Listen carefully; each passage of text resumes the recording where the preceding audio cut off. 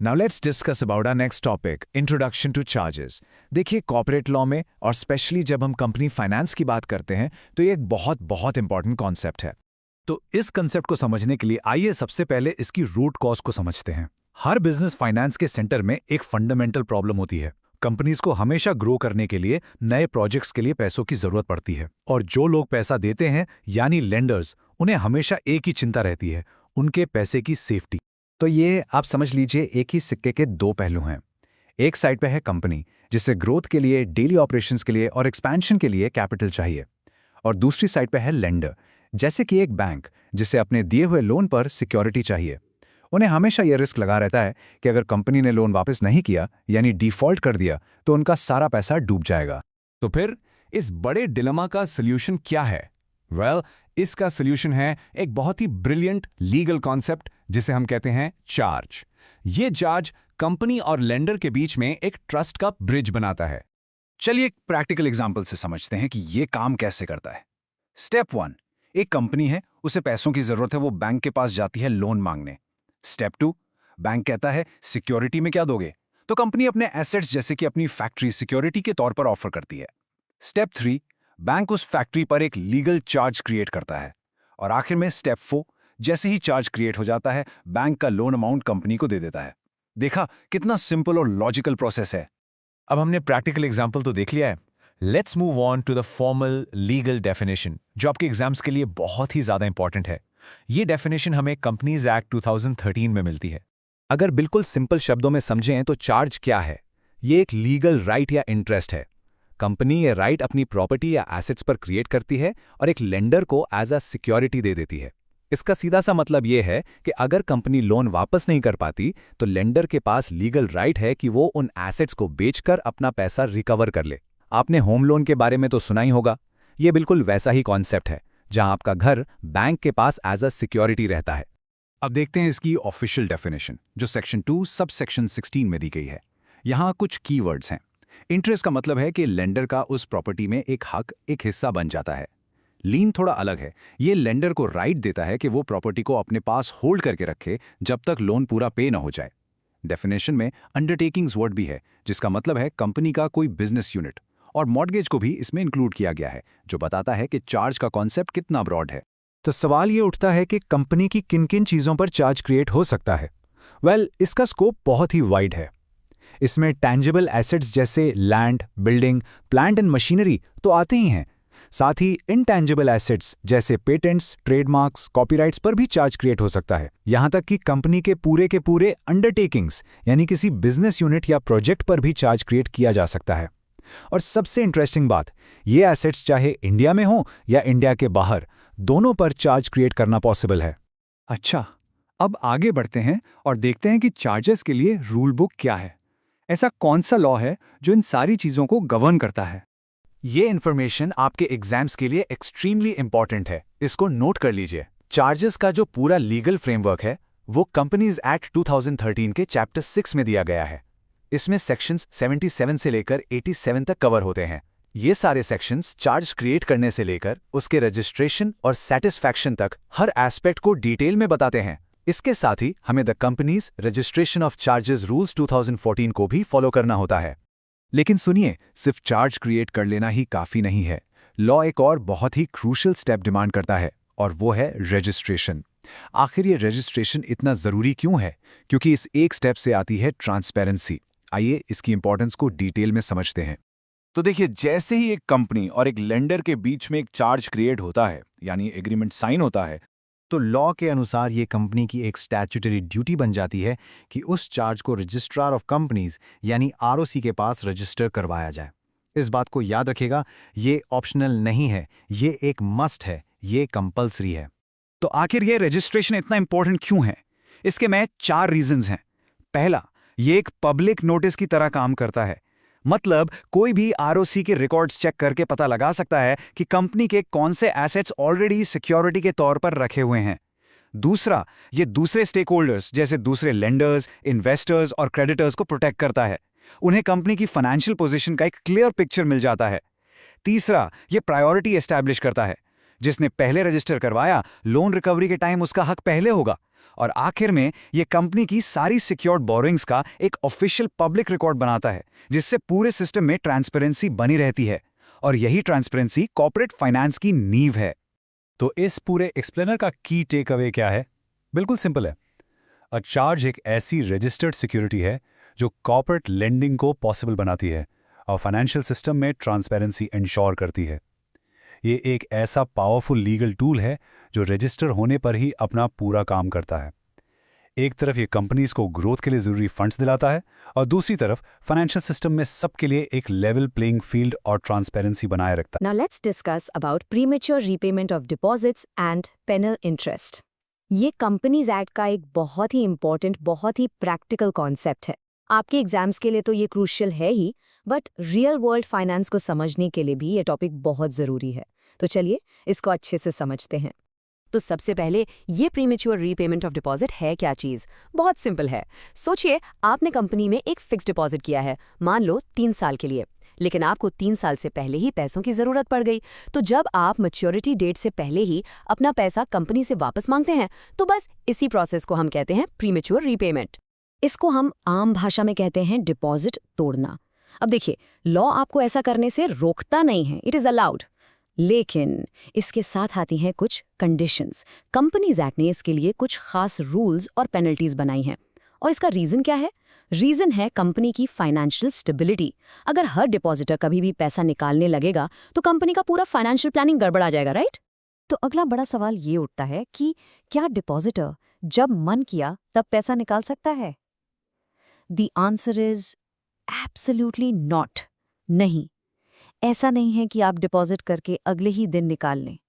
Law ने इसके लिए कुछ क्लियर कंडीशंस और एक प्रॉपर टाइमलाइन बनाई है जिसको हर डिपॉजिटर को फॉलो करना ही पड़ता है। चलिए इस टाइमलाइन को आराम से समझते हैं। पहले 3 महीने, ये है एब्सोल्यूट लॉक इन। इसका मतलब है इन 3 महीनों में आप पैसा निकाल ही नहीं सकते, नो मैटर वॉट। फिर 3 महीने से 6 महीने के बीच का टाइम आता है। यहाँ रीपेमेंट पॉसिबल है, पर सिर्फ कुछ स्पेशल कंडीशंस में, जैसे कि आपको कोई अर्जेंट शॉर्ट टर्म फंड की ज़रूरत है। और फाइनली 6 महीने के बाद आप रीपेमेंट के लिए रिक्वेस्ट कर सकते हैं। लेकिन यहाँ आएगा एक ट्विस्ट, एक पेनल्टी, जिसके बारे में हम आगे डिटेल में बात करेंगे। अब इन रूल्स के पीछे के लॉजिक समझना बहुत ज़रूरी है। ये लॉक इन पीरियड्स कंपनी को एक तरह की सांस लेने की जगह देते हैं, फाइनेंशियल स्टेबिलिटी देते हैं। सोचिए, कंपनी आपके पैसे को लॉन्ग टर्म प्रोजेक्ट्स में इन्वेस्ट करती है।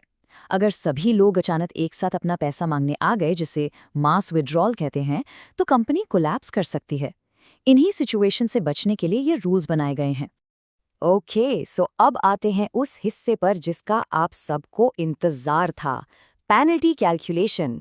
ये एग्जाम पॉइंट ऑफ व्यू से अ वेरी इंपॉर्टेंट कॉन्सेप्ट है। इस पर प्रैक्टिकल क्वेश्चन बनने के चांसेस हमेशा हाई रहते हैं, इसलिए इसके कैलकुलेशन को एकदम ध्यान से समझिएगा। तो रूल क्या है? रूल बहुत साफ है। जो भी आपको इंटरेस्ट मिलना था, वो इंटरेस्ट रेट अब 1% से कम हो जाएगा। लेकिन यहाँ एक बहुत बड़ा लेकिन है। ये 1% किस रेट से कम होगा? ये उस ओरिजिनल रेट से कम नहीं होगा जो आपको प्रॉमिस किया गया था। ये उस रेट से कम होगा जो कंपनी उस एक्चुअल पीरियड के लिए ऑफर करती है, जितने टाइम आपने पैसा कंपनी के पास रखा। ये पॉइंट सबसे क्रूशियल है। चलिए, बिना देरी किए एक प्रैक्टिकल एग्जाम्पल देखते हैं। मान लीजिए आपने 2 साल के लिए डिपॉजिट किया और कंपनी ने आपको 10% पर एनम का सुपर रेट ऑफर किया, बट आपको 1 साल बाद ही पैसा निकालना पड़ा। और उस कंपनी का 1 साल के डिपॉजिट के लिए जो नॉर्मल इंटरेस्ट रेट है वो 8% पर एनम है। तो अब कैलकुलेशन कैसे होगी? कैलकुलेशन बहुत सिंपल 3 स्टेप प्रोसेस है। स्टेप 1, सबसे पहले हम एप्लीकेबल रेट निकालेंगे। आपने पैसा कितने टाइम रखा? 1 साल। तो 1 साल का रेट क्या है? 8%। ध्यान रखिए, हमें 10% को नहीं देखना है। स्टेप 2, अब इस एप्लीकेबल रेट यानी 8% में से हम पेनल्टी माइनस करेंगे, जो कि है 1%। So 8% minus 1%। Step 3, and we get a final rate. हमारा नया रिड्यूस्ड रेट ऑफ इंटरेस्ट है 7%। तो इसका अंजाम क्या हुआ? उस डिपॉजिटर को इंटरेस्ट ना तो 10% पे मिलेगा, ना ही 8% पे। पेनाल्टी लगने के बाद उसे इफेक्टिवली सिर्फ 7% पर एनम के रेट से ही इंटरेस्ट मिलेगा। यही है प्रीमेच्योर विड्रॉल की असली कीमत। लेकिन हाँ, हर रूल का एक एक्सेप्शन होता है, यहाँ भी है। अगर कोई डिपॉजिटर प्रीमैच्योर रीपेमेंट इसलिए कर रहा है क्योंकि देश में कोई नेशनल इमरजेंसी है, जैसे रिस्क ऑफ वॉर यानी युद्ध का खतरा या मिलिट्री इमरजेंसी, तो ऐसे एक्सेप्शनल केसेस में ये 1% पेनल्टी नहीं काटी जाएगी। लॉ मानता है कि ऐसी सिचुएशन में डिपॉजिटर की गलती नहीं है। अब तक हमने डिपॉजिटर की बात की, चलिए अब टेबल को पूरा घुमा देते हैं। व्हाट इफ गलती कंपनी की हो? क्या होगा अगर मैच्योरिटी डेट आ गई और कंपनी आपका पैसा वापस करने में फेल हो जाती है, यानी कंपनी डिफॉल्ट कर देती है? ऐसे केस में लॉ कंपनी के लिए बिल्कुल नरम नहीं है। अगर कंपनी डिफॉल्ट करती है तो उस पर एक बहुत ही हैवी, बहुत ही तगड़ा पीनल इंटरेस्ट लगता है, और वो रेट है अ वॉपिंग 18% पर एनम। जी हाँ, 18%। ये एक बहुत स्ट्रिक्ट प्रोविजन है, और ये 18% का पीनल रेट पूरे ओवरड्यू पीरियड के लिए लगेगा, यानी जिस दिन पैसा ड्यू था उस दिन से लेकर जब तक कंपनी आपका एक एक पैसा चुका नहीं देती, तब तक 18% पर एनम के हिसाब से इंटरेस्ट चलता रहेगा। इसका मकसद बिल्कुल साफ है, कंपनीज को डिफॉल्ट करने से डराना और हम जैसे डिपॉजिटर्स के इंटरेस्ट्स को प्रोटेक्ट करना। तो चलिए इस पूरी डिस्कशन को अब एक क्विक समरी में रैप अप करते हैं। अब हम इन दोनों पेनल्टीज को, यानी डिपॉजिटर वाली पेनल्टी और कंपनी वाली पेनल्टी को आमने सामने रखकर कंपेयर करेंगे। लुक एट दिस कंपैरिजन, कितना क्लियर हो जाता है सब कुछ। लेफ्ट साइड में देखिए, जब डिपॉजिटर टाइम से पहले पैसा निकालता है तो उसकी पेनल्टी है 1% रिडक्शन, और राइट साइड में जब कंपनी टाइम पर पैसा नहीं देती तो उसकी पेनल्टी सीधा 18% पर एनम का पीनल इंटरेस्ट। जमीन आसमान का फर्क है, राइट? और दोनों के पर्पस भी एकदम अलग हैं। एक है डिपॉजिटर को डिस्करेज करने के लिए, तो दूसरा कंपनी को डिफॉल्ट से रोकने के लिए। So the ultimate take away, the key message ये है कि ये सारे रूल्स एक बैलेंस, एक संतुलन बनाने के लिए डिजाइन किए गए हैं। ये रूल्स ना सिर्फ कंपनी में बल्कि डिपॉजिटर में भी एक फाइनेंशियल डिसिप्लिन लाते हैं, और इस डिसिप्लिन से ही पूरा फाइनेंशियल सिस्टम स्मूथली चलता है और सभी के इंटरेस्ट्स सेफ रहते हैं। चलिए अब डिस्कस करते हैं फ्लोटिंग चार्ज के नेचर और डायनामिक्स के बारे में। अच्छा, फ्लोटिंग चार्ज को ठीक से समझने के लिए ना हमें पहले ये जानना जरूरी है कि आखिर फिक्स चार्ज में ऐसी क्या प्रॉब्लम थी, खासकर बिजनेस के डेली एसेट्स के लिए, कि हमें एक नए कॉन्सेप्ट यानी फ्लोटिंग चार्ज की जरूरत पड़ गई। देखिए, फिक्स चार्ज परमानेंट एसेट्स जैसे आपकी बिल्डिंग हो गई या कोई बड़ी मशीनरी, उसके लिए तो बिल्कुल ठीक है। लेकिन जरा सोचिए एक कंपनी के स्टॉक इन ट्रेड के बारे में, मतलब वो सामान जो कंपनी रोज खरीदती और बेचती है। अगर उस पर फिक्स चार्ज लगा दिया तो हर एक आइटम बेचने से पहले कंपनी को लेंडर से यानी बैंक से परमिशन लेनी पड़ेगी। आप खुद सोचिए, इससे तो बिजनेस एकदम ठप हो जाएगा, बिल्कुल स्टैंड स्टिल। ये बिल्कुल भी प्रैक्टिकल नहीं है। तो इसी प्रॉब्लम का सॉल्यूशन है फ्लोटिंग चार्ज। बिल्कुल सिंपल शब्दों में समझे तो ये एक ऐसा चार्ज है जो किसी एक स्पेसिफिक एसेट पर नहीं बल्कि एसेट्स के पूरे ग्रुप यानी क्लास ऑफ एसेट्स पर लगता है। ये चार्ज इन एसेट्स के ऊपर एक सुरक्षा कवच की तरह फ्लोट करता रहता है, यानी तैरता रहता है। और इसका सबसे बड़ा फायदा, इससे कंपनी आराम से अपने एसेट्स को ऑर्डिनरी कोर्स ऑफ बिजनेस में बेच सकती है, यूज कर सकती है, बिना लेंडर की परमिशन लिए। तो चलिए इसके की कैरेक्टरिस्टिक्स को आराम से समझते हैं। सबसे पहला पॉइंट, ये चार्ज एसेट्स के एक पूरे क्लास पर होता है, जैसे स्टॉक, ना कि किसी एक स्पेसिफिक शर्ट या मोबाइल फोन पर। दूसरा, ये प्रेजेंट और फ्यूचर दोनों तरह के एसेट्स को कवर करता है, मतलब आज जो स्टॉक है वो भी और कल जो नया स्टॉक आएगा वो भी ऑटोमेटिकली इसके अंडर आ जाएगा। तीसरा, कंपनी अपने ऑर्डिनरी कोर्स ऑफ बिजनेस में इन एसेट्स को फ्रीली डील कर सकती है, इसके लिए लेंडर से बार बार परमिशन नहीं लेनी पड़ती। और आखिरी पॉइंट, ये चार्ज डॉर्मेंट रहता है, यानी शांत रहता है और एसेट्स के ऊपर बस हवर करता है जब तक कोई खास इवेंट उसे ट्रिगर न कर दे। अगर आपको एग्जाम्स में अच्छे मार्क्स लाने हैं तो इस कॉन्सेप्ट को समझने का सबसे बेस्ट तरीका है फिक्स चार्ज से इसका डायरेक्ट कंपैरिजन करना। आइए इन दोनों के बीच के मेन डिफरेंसेस को टेबल के थ्रू देखते हैं। ओके, तो कंपेयर करते हैं। पहला बेसिस है अटैचमेंट। फिक्स्ड चार्ज, जैसा नाम से ही क्लियर है, एक स्पेसिफिक पहचाने जा सकने वाले एसेट से चिपक जाता है, जबकि फ्लोटिंग चार्ज एसेट्स के एक पूरे क्लास पर फ्लोट करता है। दूसरा डिफरेंस है freedom to deal. Fix charge में कंपनी को हर चीज के लिए परमिशन चाहिए, जबकि फ्लोटिंग चार्ज में कंपनी बिजनेस के लिए आजाद है। और तीसरा बेसिस है एसेट टाइप। फिक्स चार्ज आमतौर पर जमीन या मशीन जैसे फिक्स्ड एसेट्स पर लगता है, और फ्लोटिंग चार्ज हमेशा स्टॉक या रॉ मटेरियल्स जैसे सर्कुलेटिंग यानी घूमने वाले एसेट्स पर लगाया जाता है। थ्योरी को आसान बनाने का सबसे अच्छा तरीका है प्रैक्टिकल एग्जाम्पल्स। ये ना सिर्फ एग्जाम के लिए बहुत इंपॉर्टेंट है बल्कि कॉन्सेप्ट को बिल्कुल क्रिस्टल क्लियर कर देते हैं। चलिए एक रियल वर्ल्ड एग्जाम्पल लेते हैं। मान लीजिए न्यू दिल्ली के बिजी लाजपत नगर मार्केट में एक रिटेल शोरूम है। अब शोरूम के ओनर को बिजनेस बढ़ाने के लिए बैंक से लोन चाहिए। वो बैंक को सिक्योरिटी के तौर पर कहता है कि मेरे शोरूम का सारा करंट और फ्यूचर स्टॉक आपकी सिक्योरिटी है, जिसमें कपड़े, जूते, कॉस्मेटिक्स सब आ गए। जैसे ही ये एग्रीमेंट हुआ, एक फ्लोटिंग चार्ज क्रिएट हो गया। तो अब देखते हैं कि ये शोरूम में प्रैक्टिकली काम कैसे करता है। स्टेप 1, शुरू में मान लो 500 शर्ट्स हैं जो चार्ज के अंदर हैं। स्टेप 2, ओनर इन शर्ट्स को डेली कस्टमर्स को बेचता है और कस्टमर को शर्ट बिल्कुल फ्री ऑफ चार्ज मिलती है, उस पर कोई बोझ नहीं होता। स्टेप 3, फिर ओनर 500 नई अलग डिजाइन की शर्ट्स खरीदता है। स्टेप 4, यहां जादू होता है, फ्लोटिंग चार्ज ऑटोमेटिकली इस नए स्टॉक पर शिफ्ट हो जाता है। और स्टेप 5, इस पूरे प्रोसेस में बिजनेस एकदम स्मूथली चलता रहता है, बिना बैंक से बार बार परमिशन लिए। एक और एग्जाम्पल देखते हैं, इस बार एक मैन्युफैक्चरिंग कंपनी का। मान लीजिए स्मार्ट शूज लिमिटेड लेदर के सामान बनाती है। उनके पास अपने रॉ मटेरियल यानी लेदर के स्टॉक पर एक फ्लोटिंग चार्ज है। इसका मतलब क्या हुआ? इसका मतलब यह है कि कंपनी उस लेदर को आराम से यूज करके शूज बना सकती है और उन बनाए हुए शूज को आगे बेच भी सकती है, बिना लेंडर से पूछे। तो सबसे क्रूशियल पॉइंट यही है, जैसा इस कोट में भी लिखा है, कि फ्लोटिंग चार्ज कंपनी के सर्कुलेटिंग कैपिटल को चर्न होने देता है। चर्न होने का मतलब है फ्लो में रखता है। रॉ मटेरियल से फिनिश्ड गुड्स बनते हैं, फिनिश्ड गुड्स से सेल होती है और सेल से जो पैसा आता है वो वापस बिजनेस में लगता है। यही अगर फिक्स चार्ज होता तो ये पूरा साइकिल, पूरा फ्लो रुक जाता और बिजनेस ठप पड़ जाता। फ्लोटिंग चार्जेस की प्रैक्टिकल इंपॉर्टेंस इस बात से साफ है कि कई बड़ी बड़ी इंडस्ट्रीज इस पर बहुत ज्यादा डिपेंड करती हैं, जैसे कि सुपरमार्केट्स, जिनकी इन्वेंट्री तो हर मिनट बदलती रहती है, manufacturing units, e commerce companies जैसे अमेजॉन या फ्लिपकार्ट, जिनके वेयरहाउसेज में लाखों प्रोडक्ट्स का स्टॉक आता जाता रहता है, होलसेल डिस्ट्रीब्यूटर्स, और यहाँ तक कि एग्रीकल्चरल बिजनेसेस भी अपनी फसल या लाइव स्टॉक के लिए इसका इस्तेमाल करते हैं। अब आते हैं इस टॉपिक के आखिरी और शायद सबसे इंपॉर्टेंट कॉन्सेप्ट पर, जिसे कहते हैं क्रिस्टलाइजेशन। ये वो इवेंट है जो फ्लोटिंग चार्ज के पूरे नेचर को ही बदल कर रख देता है। तो क्रिस्टलाइजेशन का मतलब क्या है? इसका मतलब है फ्लोटिंग चार्ज का अपने फ्लेक्सिबल फ्लोटिंग स्टेट से एक सख्त फिक्स्ड स्टेट में बदल जाना। इसे आप ऐसे समझ सकते हैं जैसे पानी बहते बहते अचानक से जमकर बर्फ बन जाए।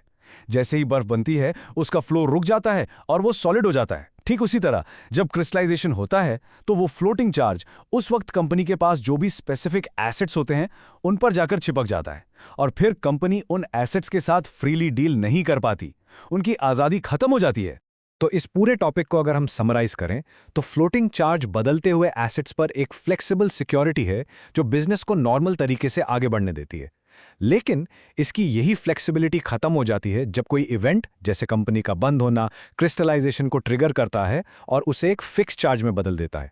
एसेंशियली ये एक ऐसी स्मार्ट सिक्योरिटी है जो बिजनेस को चलने के लिए आज़ादी देती है, लेकिन ज़रूरत पड़ने पर लेंडर को सुरक्षा देने के लिए फिक्स भी हो जाती है। Now let's discuss about crystallization of a floating charge. देखिए, ये कंपनी लॉ और फाइनेंस का एक बहुत ही इंपॉर्टेंट कॉन्सेप्ट है जो हमें समझाता है कि कैसे एक जनरल सी घूमती हुई सिक्योरिटी अचानक से एकदम स्पेसिफिक और पावरफुल बन जाती है। ओके, तो सबसे पहले इसका बेसिक मीनिंग समझते हैं। ये जो वर्ड है ना, क्रिस्टलाइजेशन, इसका मतलब ही है एक तरह का ट्रांसफॉर्मेशन। सोचो, जैसे पानी जमकर सॉलिड आइस बन जाता है, बिल्कुल वैसे ही फाइनेंस की दुनिया में ये वो प्रोसेस है जहां एक फ्लेक्सिबल फ्लोटिंग चार्ज कन्वर्ट होकर एक रिजिड, एकदम सॉलिड फिक्स्ड चार्ज बन जाता है। तो सिंपल शब्दों में कहें तो क्रिस्टलाइजेशन वो एक एग्जैक्ट मोमेंट है जब एक फ्लोटिंग चार्ज जो अभी तक कंपनी के बदलते हुए एसेट्स पर एक क्लाउड की तरह फ्लोट कर रहा था, अचानक से रुक जाता है और उस पर्टिकुलर मोमेंट पर कंपनी के पास जो भी स्पेसिफिक एसेट्स हैं उन पर एक लॉक की तरह एकदम से फिक्स हो जाता है। इसके बाद वो चार्ज कहीं नहीं हिलता, इट गेट्स अटैच्ड। अब देखो, क्रिस्टलाइजेशन से पहले और बाद में सिचुएशन में जमीन आसमान का फर्क आ जाता है। पहले जब चार्ज फ्लोट कर रहा है, कंपनी को पूरी फ्रीडम होती है। वो अपने स्टॉक इन ट्रेड को आराम से बेच सकती है, नया स्टॉक खरीद सकती है, यही तो नॉर्मल बिजनेस है। लेकिन जिस मोमेंट क्रिस्टलाइजेशन होता है, सारी सिचुएशन पलट जाती है। कंपनी वो आज़ादी, वो फ्रीडम खो देती है। अब उन स्पेसिफिक एसेट्स को बेचने या यूज करने के लिए लेंडर यानी बैंक की परमिशन जरूरी हो जाती है। तो अब अहम सवाल ये है कि आखिर ये ट्रांसफॉर्मेशन होता कब है? ऐसा क्या हो जाता है? ऐसे कौन से स्पेसिफिक इवेंट्स हैं जो इस क्रिस्टलाइजेशन प्रोसेस को ट्रिगर करते हैं? ये जानना बहुत ज़रूरी है क्योंकि इसके कॉन्सिक्वेंसेस, इसके रिजल्ट्स बहुत बड़े होते हैं। इसके 3 मेन ट्रिगर इवेंट्स हैं। पहला, डिफॉल्ट एंड इन्फोर्समेंट। अगर कंपनी लोन का इंटरेस्ट या इंस्टॉलमेंट पे नहीं करती यानी डिफॉल्ट करती है, तो लेंडर कोर्ट जाकर अपनी सिक्योरिटी को इन्फोर्स कर सकता है और बस चार्ज क्रिस्टलाइज हो जाएगा। दूसरा है लिक्विडेशन। अगर कंपनी बंद हो रही है यानी वाइंडिंग अप में जा रही है, तो चार्ज ऑटोमेटिकली क्रिस्टलाइज हो जाता है। और तीसरा, सेजेशन ऑफ बिजनेस। सोचो, अगर कंपनी अपना कामकाज ही बंद कर दे, तब भी चार्ज क्रिस्टलाइज हो जाएगा। सिंपल।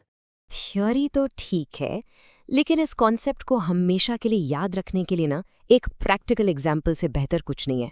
तो चलिए प्रिज्म लिमिटेड की केस स्टडी देखते हैं। ये एग्जाम पर्सपेक्टिव से बहुत बहुत यूजफुल है क्योंकि इससे पूरा प्रोसेस एक्शन में दिखेगा। तो सेटअप बहुत सिंपल है। एक कंपनी है प्रिज्म लिमिटेड। उसने एबीसी बैंक से एक लोन लिया है और सिक्योरिटी के तौर पर अपने पूरे स्टॉक ऑफ गुड्स पर एक फ्लोटिंग चार्ज क्रिएट किया है। अब इन नॉर्मल सिचुएशन है, आराम से प्रिज्म लिमिटेड अपना स्टॉक कस्टमर्स को रोज बेच रही है, नया स्टॉक आ रहा है, बिजनेस स्मूथली चल रहा है और वो चार्ज इन आते जाते स्टॉक पर ऊपर ही ऊपर फ्लोट कर रहा है। लेकिन अब आता है trigger event, a real problem. मान लीजिए प्रिज्म लिमिटेड लोन की पेमेंट में फेल हो जाती है। ये एक डिफॉल्ट है और लोन एग्रीमेंट के हिसाब से ये एक सीरियस ब्रीच है। इस डिफॉल्ट की वजह से एबीसी बैंक डिसाइड करता है कि अब वो अपनी सिक्योरिटी को एनफोर्स करेगा और जैसे ही बैंक ये एक्शन लेता है, आगे जो होगा वही है क्रिस्टलाइजेशन। और यहाँ होता है वो क्रूशियल मोमेंट। जिस पल बैंक ने सिक्योरिटी एनफोर्स की, अचानक से इन अ फ्लैश वो फ्लोटिंग चार्ज एक फिक्स्ड चार्ज में बदल गया। उस वक्त वेयर हाउस में जितना भी स्टॉक मौजूद था, हर एक आइटम, वो सारा का सारा फ्रीज हो गया। अब ये स्पेसिफिक आइटम्स बैंक की सिक्योरिटी बन गए हैं। प्रिज्म लिमिटेड की उन एसेट्स पर सारी फ्रीडम, सारा कंट्रोल खत्म। तो हमने प्रोसेस तो समझ लिया, लेकिन इसका रियल वर्ल्ड इम्पैक्ट क्या है? कंपनी और बैंक दोनों के लिए इसके क्या कॉन्सिक्वेंसेस हैं? क्रिस्टलाइजेशन इतना इंपॉर्टेंट कॉन्सेप्ट आखिर क्यों है? चलिए इसके लीगल और बिजनेस इम्पैक्ट को थोड़ा डिटेल में देखते हैं। सबसे पहले बेचारी प्रिज्म लिमिटेड पर इसका असर देखिए। उनकी जो ऑटोनॉमी थी, उनका जो कंट्रोल था, वो कंप्लीटली खत्म हो जाता है। अब वो उस फ्रोजन स्टॉक को बेच नहीं सकते। जस्ट इमेजिन, उनका डे टू डे बिजनेस उस स्टॉक के मामले में एकदम रुक जाता है। और अगर वो ऐसा करने की कोशिश करते भी हैं, तो ये सीधा सीधा लेंडर यानी एबीसी बैंक के राइट्स का वायलेशन होगा। अब देखते हैं लेंडर यानी एबीसी बैंक को क्या फायदा हुआ। उनकी सिक्योरिटी अब एक्टिव हो गई है और सबसे इंपॉर्टेंट पॉइंट, लिक्विडेशन के केस में बैंक को उन एसेट्स पर प्रायोरिटी क्लेम मिल जाता है। इसका मतलब है कि दूसरे क्रेडिटर्स जैसे सप्लायर्स जिनको पैसा देना है, उनसे पहले बैंक अपना पैसा रिकवर करेगा। उसके बाद बैंक उस स्टॉक को बेचकर अपना लोन रिकवर कर सकता है। ये पॉइंट एग्जाम के लिए बहुत इंपॉर्टेंट है। इससे लेंडर की पोजीशन बाकी सबसे ज्यादा स्ट्रांग हो जाती है। तो आइए इस पूरी जर्नी को अब समराइज करते हैं। जब तक क्रिस्टलाइजेशन नहीं होता, एक फ्लोटिंग चार्ज एक डॉर्मेंट या सोती हुई सिक्योरिटी है जो एक क्लास ऑफ एसेट्स पर होती है। लेकिन जैसे ही क्रिस्टलाइजेशन होता है, वो सिक्योरिटी एक्टिव हो जाती है और स्पेसिफिक एसेट्स पर फिक्स हो जाती है। एसेंशियली ये वो मोमेंट है जब लेंडर का एक प्रॉमिस एक पावरफुल इन्फोर्सेबल राइट में बदल जाता है, और यही इस फाइनेंशियल इंस्ट्रूमेंट की असली ताकत है। तो चलिए अब हम डिस्कस करते हैं फिक्स्ड चार्ज के कॉन्सेप्ट और उसके कैरेक्टरिस्टिक्स को। ओके, तो सबसे पहले हम ये समझेंगे कि आखिर ये फिक्स्ड चार्ज होता क्या है। Let's start with the basic definition. तो देखिए, डेफिनेशन कहती है a charge created on specific, identifiable assets of the borrowing company. These assets are permanent in nature and are not meant to be sold in the ordinary course of business. अब इसको आसान शब्दों में समझें तो fix charge ना एक तरह का सिक्योरिटी लॉक है।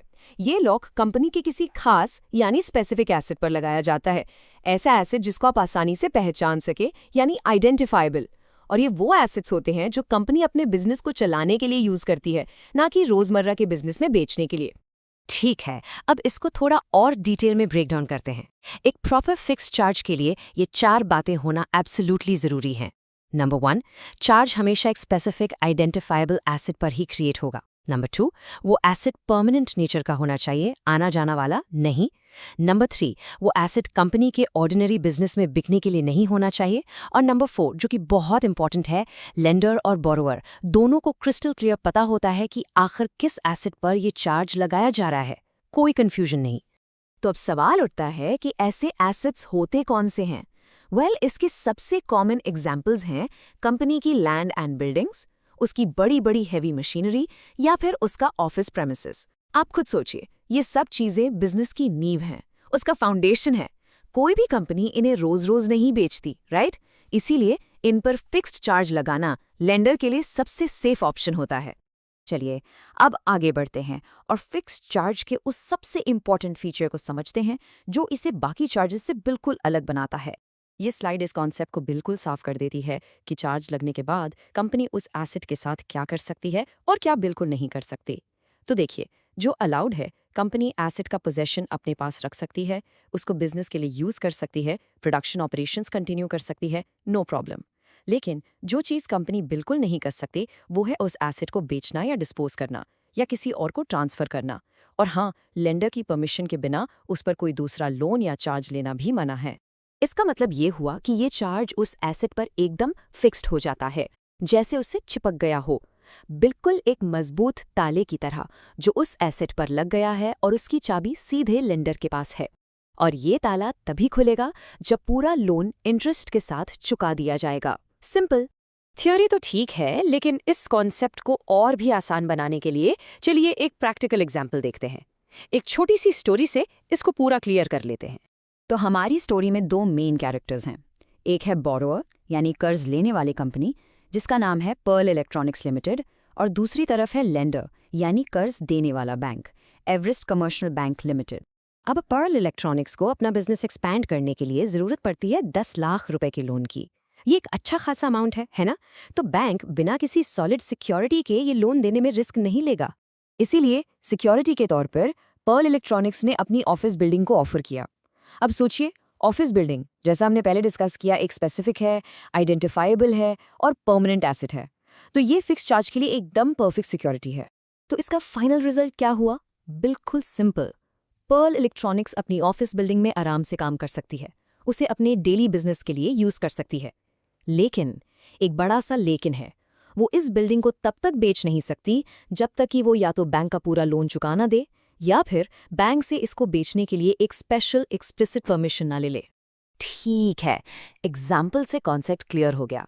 अब नेक्स्ट सेक्शन में हम जल्दी से देखते हैं कि ये चार्ज लीगली बनता कैसे है और लेंडर्स को इसमें इतना इंटरेस्ट क्यों होता है। नॉर्मली फिक्स चार्ज क्रिएट करने के 2 कॉमन तरीके हैं।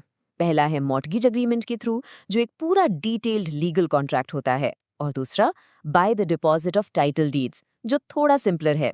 इसमें कंपनी प्रॉपर्टी के ओरिजिनल कागजात यानी टाइटल डीड्स बैंक के पास सिक्योरिटी के तौर पर जमा करवा देती है। अगर हम लेंडर के पॉइंट ऑफ व्यू से देखें तो फिक्स चार्ज उन्हें एक हाई डिग्री ऑफ सिक्योरिटी देता है। क्यों? सिंपल, क्योंकि एसेट उनकी नजरों के सामने लॉक्ड हो जाता है। लेंडर को इस बात की टेंशन नहीं रहती कि कंपनी एसेट को चुपके से बेचकर गायब हो जाएगी। अगर कल को कंपनी लोन डिफॉल्ट करती भी है तो बैंक के पास पूरा राइट है कि वो उस स्पेसिफिक एसेट को बेचकर अपना पैसा रिकवर कर सकता है। चलिए अब हम अपने फाइनल सेक्शन पर आ गए हैं। यहाँ हम समझेंगे कि ये चार्ज हटाया कैसे जाता है और अब तक जो भी पढ़ा उसके सारे की पॉइंट्स को समराइज करेंगे। तो इस स्लाइड पर आप फिक्स चार्ज की पूरी जर्नी यानी लाइफ साइकिल देख सकते हैं। स्टेप 1, कंपनी को लोन मिलता है और फंड्स उसके अकाउंट में आ जाते हैं। स्टेप 2, उसी के साथ एसेट पर चार्ज क्रिएट हो जाता है। स्टेप 3, धीरे धीरे कंपनी इंटरेस्ट के साथ पूरा लोन वापस कर देती है। और फाइनल स्टेप 4, जैसे ही लास्ट पेमेंट मिलती है, लेंडर चार्ज को वेकेट कर देता है यानी हटा देता है और एसेट फिर से कंपनी के लिए पूरी तरह से फ्री हो जाता है। तो ये है फिक्स चार्ज की पूरी कहानी, स्टार्ट से एंड तक। जब तक लोन है तब तक चार्ज है, लोन खत्म चार्ज खत्म। तो इस पूरी डिस्कशन का फाइनल समरी ये है। एग्जाम के लिए इन की पॉइंट्स को जरूर याद रखिएगा। फर्स्ट, फिक्स चार्ज हमेशा स्पेसिफिक एसेट्स पर होता है। सेकंड, ये कंपनी के एसेट को सेल करने के राइट को रिस्ट्रिक्ट करता है। थर्ड, ये लेंडर को हाई सिक्योरिटी प्रोवाइड करता है। एंड फोर्थ, चार्ज तभी और सिर्फ तभी हटाया जाता है जब पूरा लोन रीपे हो जाए। तो चलिए अब डिस्कस करते हैं एक बहुत ही important concept, crystallisation of a floating charge. तो ये क्रिस्टलाइजेशन होता क्या है? बेसिकली ये एक प्रोसेस है जिसमें एक फ्लोटिंग चार्ज बदल जाता है, कन्वर्ट हो जाता है एक फिक्स्ड चार्ज में। सिंपल शब्दों में समझें तो सोचिए जैसे पानी जमकर आइस बन जाता है, बिल्कुल वैसे ही एक फ्लोटिंग चार्ज क्रिस्टलाइज होकर फिक्स्ड हो जाता है, एकदम सॉलिड। और जैसे ही ऐसा होता है ना, तो वो चार्ज फ्लोट करना यानी तैरना बंद कर देता है। वो सीधा कंपनी के स्पेसिफिक एसेट्स पर जाकर अटैच हो जाता है, मतलब चिपक जाता है। और इसका सबसे बड़ा कॉन्सिक्वेंस क्या है कि कंपनी अब उन एसेट्स के साथ फ्रीली डील नहीं कर सकती, उसकी फ्रीडम चली जाती है। ओके, सो आगे बढ़ने से पहले यह समझना जरूरी है कि क्रिस्टलाइजेशन से पहला क्या सीन होता है। उस स्टेज को हम कहते हैं द फ्लोटिंग स्टेज, और जैसा नाम से ही क्लियर है, इस स्टेज में कंपनी को मिलती है पूरी फ्रीडम टू ऑपरेट। जब तक चार्ज फ्लोट कर रहा है, हवा में तैर रहा है, कंपनी के पास अपने एसेट्स को बिजनेस के लिए यूज करने की बिल्कुल आज़ादी होती है। तो फ्लोटिंग चार्ज के ना कुछ खास कैरेक्टरिस्टिक्स होते हैं। Let's break them down. पहला, ये एक क्लास ऑफ एसेट्स को कवर करता है, मतलब पूरा स्टॉक या सारे डेटर्स, किसी एक स्पेसिफिक आइटम पर नहीं। दूसरा, ये एसेट्स कॉन्स्टेंटली बदलते रहते हैं, राइट? स्टॉक बिकता है, नया माल आता है, डेटर्स पैसे देते हैं, नए बनते हैं, इट्स ऑलवेज चेंजिंग। तीसरा, कंपनी अपने बिजनेस के ऑर्डिनरी कोर्स में, मतलब रोजमर्रा के काम में, इन एसेट्स के साथ आराम से डील कर सकती है। और चौथा, ये एक तरह से डॉर्मेंट रहता है, मतलब सोया हुआ रहता है जब तक कोई खास इवेंट ना हो जाए। इसको आसान तरीके से समझना है तो सोचिए, ये एक सिक्योरिटी गार्ड की स्पॉटलाइट जैसा है। स्पॉटलाइट पूरे वेयरहाउस पर घूम रही है, लेकिन उसकी रोशनी के नीचे से माल अंदर बाहर हो सकता है, कोई रोक टोक नहीं है, बिल्कुल free flow. So the bottom line is, इस फ्लोटिंग स्टेज में कंपनी के लिए सब कुछ एकदम नॉर्मल चलता है। It's business as usual. Company अपना स्टॉक बेच सकती है, डेटर से पैसा कलेक्ट कर सकती है और अपना बिजनेस बिल्कुल नॉर्मली चला सकती है। और सबसे इंपॉर्टेंट बात, उसे हर छोटी मोटी ट्रांजैक्शन के लिए लेंडर से बार बार परमिशन लेने की कोई जरूरत नहीं होती। लेकिन जैसा कि हर कहानी में एक ट्विस्ट होता है, ये फ्रीडम हमेशा के लिए नहीं है। कुछ ऐसे स्पेसिफिक इवेंट्स होते हैं जो इस पूरी सिचुएशन में एक जबरदस्त बदलाव ले आते हैं, और यही है हमारे क्रिस्टलाइजेशन के triggers, the turning point for the company. Right, so ये जो आज़ादी मिली हुई है कंपनी को, ये एब्सोल्यूट नहीं है। There is a catch. इसकी एक लिमिट है, एक बाउंड्री है, और जिस दिन कंपनी वो बाउंड्री क्रॉस करती है, बस उसी दिन सारा खेल बदल जाता है। तो सवाल यह है कि आखिर वो इवेंट्स हैं क्या? देखिए, यहां 3 मेन ट्रिगर्स हैं। Number 1, default and enforcement. मतलब अगर कंपनी ने लोन का पेमेंट टाइम पर नहीं किया या कोई और टर्म तोड़ा तो लेंडर अपनी सिक्योरिटी को इन्फोर्स कर सकता है। Number 2, liquidation. जब कंपनी ही बंद होने की प्रोसेस में चली जाती है, जिसे हम वाइंडिंग अप कहते हैं। और नंबर 3, सीजिंग बिजनेस, यानी कंपनी ने अपना कामकाज ही बंद कर दिया। ये तीनों इवेंट्स आप समझो एक अलार्म बेल की तरह हैं, और जैसे ही ये अलार्म बजता है, वो फ्लोटिंग चार्ज जो आराम से घूम रहा था, वो अचानक रुक जाता है और सीधा एसेट्स पर फिक्स हो जाता है। ओके, सो ट्रिगर तो हो गया, अलार्म बज गया। अब इसके बाद क्या? इसके बाद शुरू होता है द फिक्स्ड कॉन्सिक्वेंस। ये कंपनी के लिए एक बिल्कुल न्यू रियलिटी है। यहाँ कंपनी के जो राइट्स थे अपने एसेट्स पर, वो अचानक से ओवरनाइट बदल जाते हैं।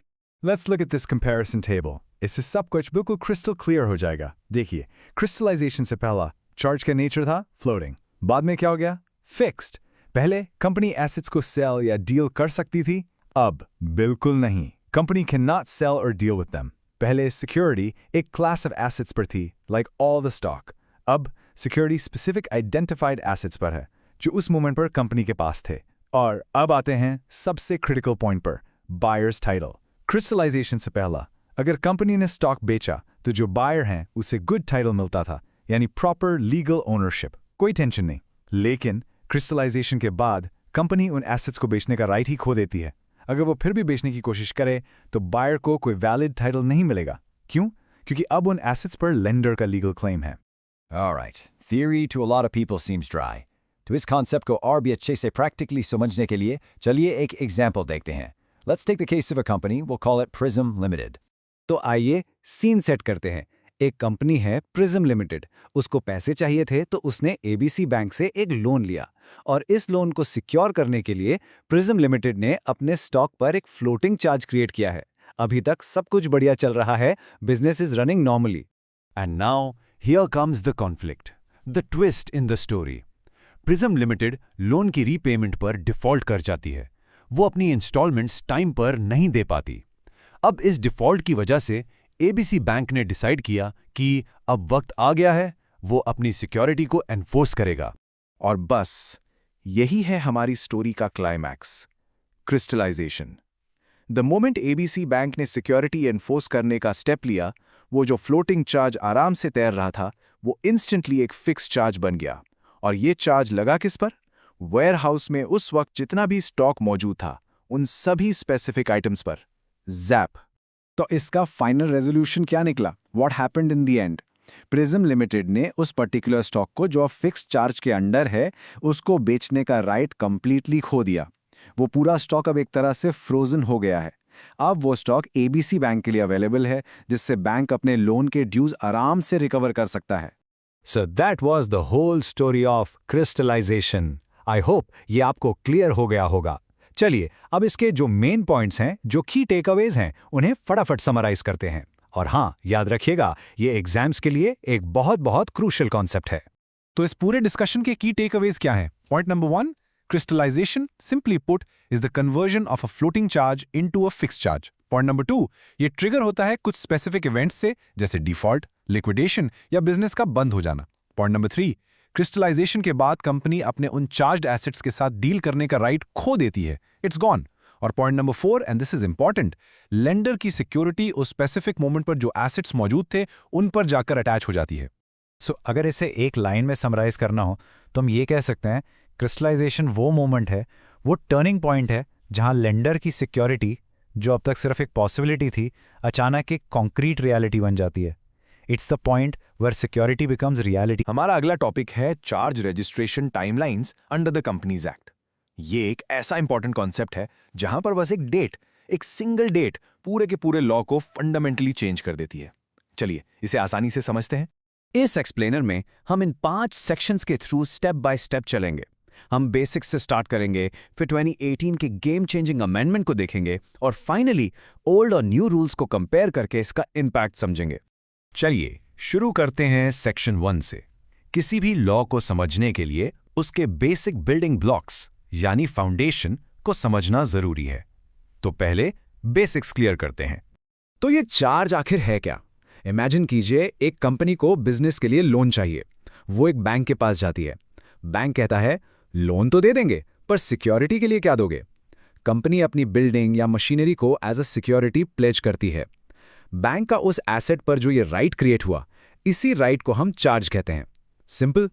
अब कंपनीज एक्ट ये कहता है कि जैसे ही ये चार्ज क्रिएट हुआ, कंपनी के पास 30 दिन का टाइम है।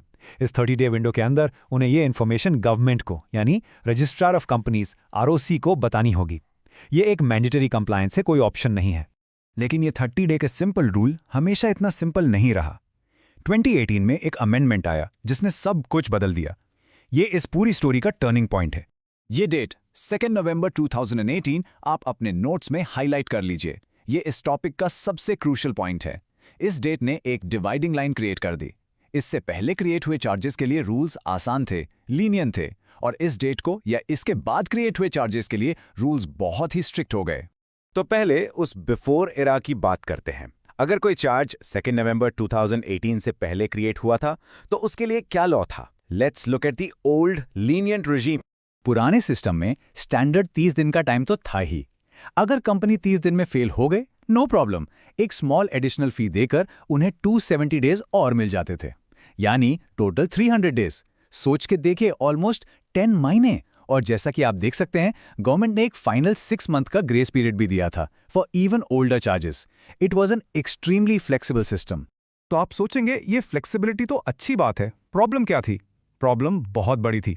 सोचिए, आप एक बैंकर हैं और एक कंपनी आपसे 50 करोड़ का लोन मांग रही है। आप उसकी फाइनेंशियल हेल्थ चेक करने के लिए आरओसी रिकॉर्ड्स देखते हैं, लेकिन पिछले 10 महीने से उस कंपनी ने कोई चार्ज रजिस्टर ही नहीं किया है, जबकि हो सकता है उसने ऑलरेडी 100 करोड़ का लोन ले रखा हो। This information gap created huge uncertainty and risk for new lenders. इस अनसर्टेनिटी को खत्म करने के लिए नए रूल्स लाए गए हैं। अब हम आफ्टर एरा में एंटर कर रहे हैं। हर वो चार्ज जो 2 नवंबर 2018 या उसके बाद क्रिएट हुआ, उस पर ये स्ट्रिक्ट रूल्स अप्लाई होंगे। आप डिले करने की गुंजाइश खत्म हो गई। नया सिस्टम इस टाइमलाइन को ब्रेक करता है। First 30 days are standard with normal fees. अगले 30 दिन का एक्सटेंशन मिलता है, लेकिन अब पेनल्टी है, एड वैलोरम फीस। इसके बाद एक फाइनल 60 डे विंडो मिलती है जिसमें एड वैलोरम फीस और भी ज्यादा होती है। टोटल टाइम 120 दिन। इसके बाद द डोर्स आर क्लोज्ड। आप उस चार्ज को रजिस्टर नहीं करा सकते, पीरियड। तो ये एड वैलोरम फीस क्या भला है? एड वैलोरम का मतलब होता है अकॉर्डिंग टू वैल्यू, यानी लेट फीस फिक्स नहीं है, ये लोन के अमाउंट का एक परसेंटेज है। फॉर एग्जाम्पल, अगर लेट फीस 0.05% है तो 1 करोड़ के लोन पर ये 5,000 होगी, लेकिन 100 करोड़ के लोन पर ये सीधे 5 लाख हो जाएगी। The bigger the loan the bigger the penalty. ये एक पावरफुल टूल है कंपनीज को डिसिप्लिन में रखने के लिए। हमने ओल्ड और न्यू रूल्स दोनों को समझ लिया। अब इन्हें एक साथ साइड बाय साइड रखते हैं। This comparison will make the key differences crystal clear. ये टेबल सब कुछ समराइज कर देता है। मैक्स एक्सटेंशन 300 दिन से घटाकर सिर्फ 120 दिन कर दिया गया। फिक्स लेट फीस को वेरिएबल एड वैलोरम फीस से रिप्लेस कर दिया गया। The takeaway is simple: the new system is strict, fast, and leaves no room for casual delays. It forces companies to be transparent and to be transparent quickly. इसलिए इस पूरे topic का golden rule क्या है? चाहे आप exam में कोई क्वेश्चन सॉल्व कर रहे हों या रियल लाइफ में किसी कंपनी को एडवाइस कर रहे हों, आपका पहला सवाल हमेशा एक ही होगा: When was this charge created? इस एक सवाल का जवाब डिसाइड करेगा कि आप लीनियंट 300 डे वाले रूल को फॉलो करेंगे या स्ट्रिक्ट 120 डे वाले रूल को। तो फाइनली इस अमेंडमेंट का इम्पैक्ट क्या हुआ? ओवरऑल बहुत पॉजिटिव। कंपनीज अब डेडलाइंस को सीरियसली लेती हैं। पब्लिक रिकॉर्ड्स यानी एमसीए पोर्टल पर क्विकली अपडेट होते हैं, जिससे बैंक्स और इन्वेस्टर्स को हमेशा लेटेस्ट इन्फॉर्मेशन मिलती है। बेसिकली इसने उस इन्फॉर्मेशन गैप को बंद कर दिया है, जिससे पूरा फाइनेंशियल सिस्टम ज्यादा ट्रांसपेरेंट और सेफ हो गया है। Now let's discuss charge registration के इम्पोर्टेंट टाइम लिमिट्स के बारे में। पता है, ये एक ऐसा कॉन्सेप्ट है जहां बस एक डेट, हाँ एक सिंगल तारीख सारे के सारे रूल्स को बिल्कुल बदल के रख देती है। चलिए इसको डिटेल में अच्छे से समझते हैं। तो सबसे पहले ये समझना जरूरी है कि आखिर ये चार्ज होता क्या है। बहुत सिंपल भाषा में समझो। जब एक कंपनी मान लीजिए किसी बैंक से लोन लेती है, तो वो सिक्योरिटी के तौर पर अपनी कोई प्रॉपर्टी या एसेट, जैसे कोई बड़ी सी फैक्ट्री हो गई या महंगी मशीनरी, उसको बैंक के पास एक तरह से गिरवी रखती है। इसी लीगल राइट को चार्ज कहते हैं। बेसिकली ये एक राइट है जो क्रेडिटर यानी बैंक को मिल जाता है, और अगर कंपनी लोन नहीं चुका पाती तो बैंक उस एसेट को बेचकर अपना पैसा आराम से रिकवर कर सकता है।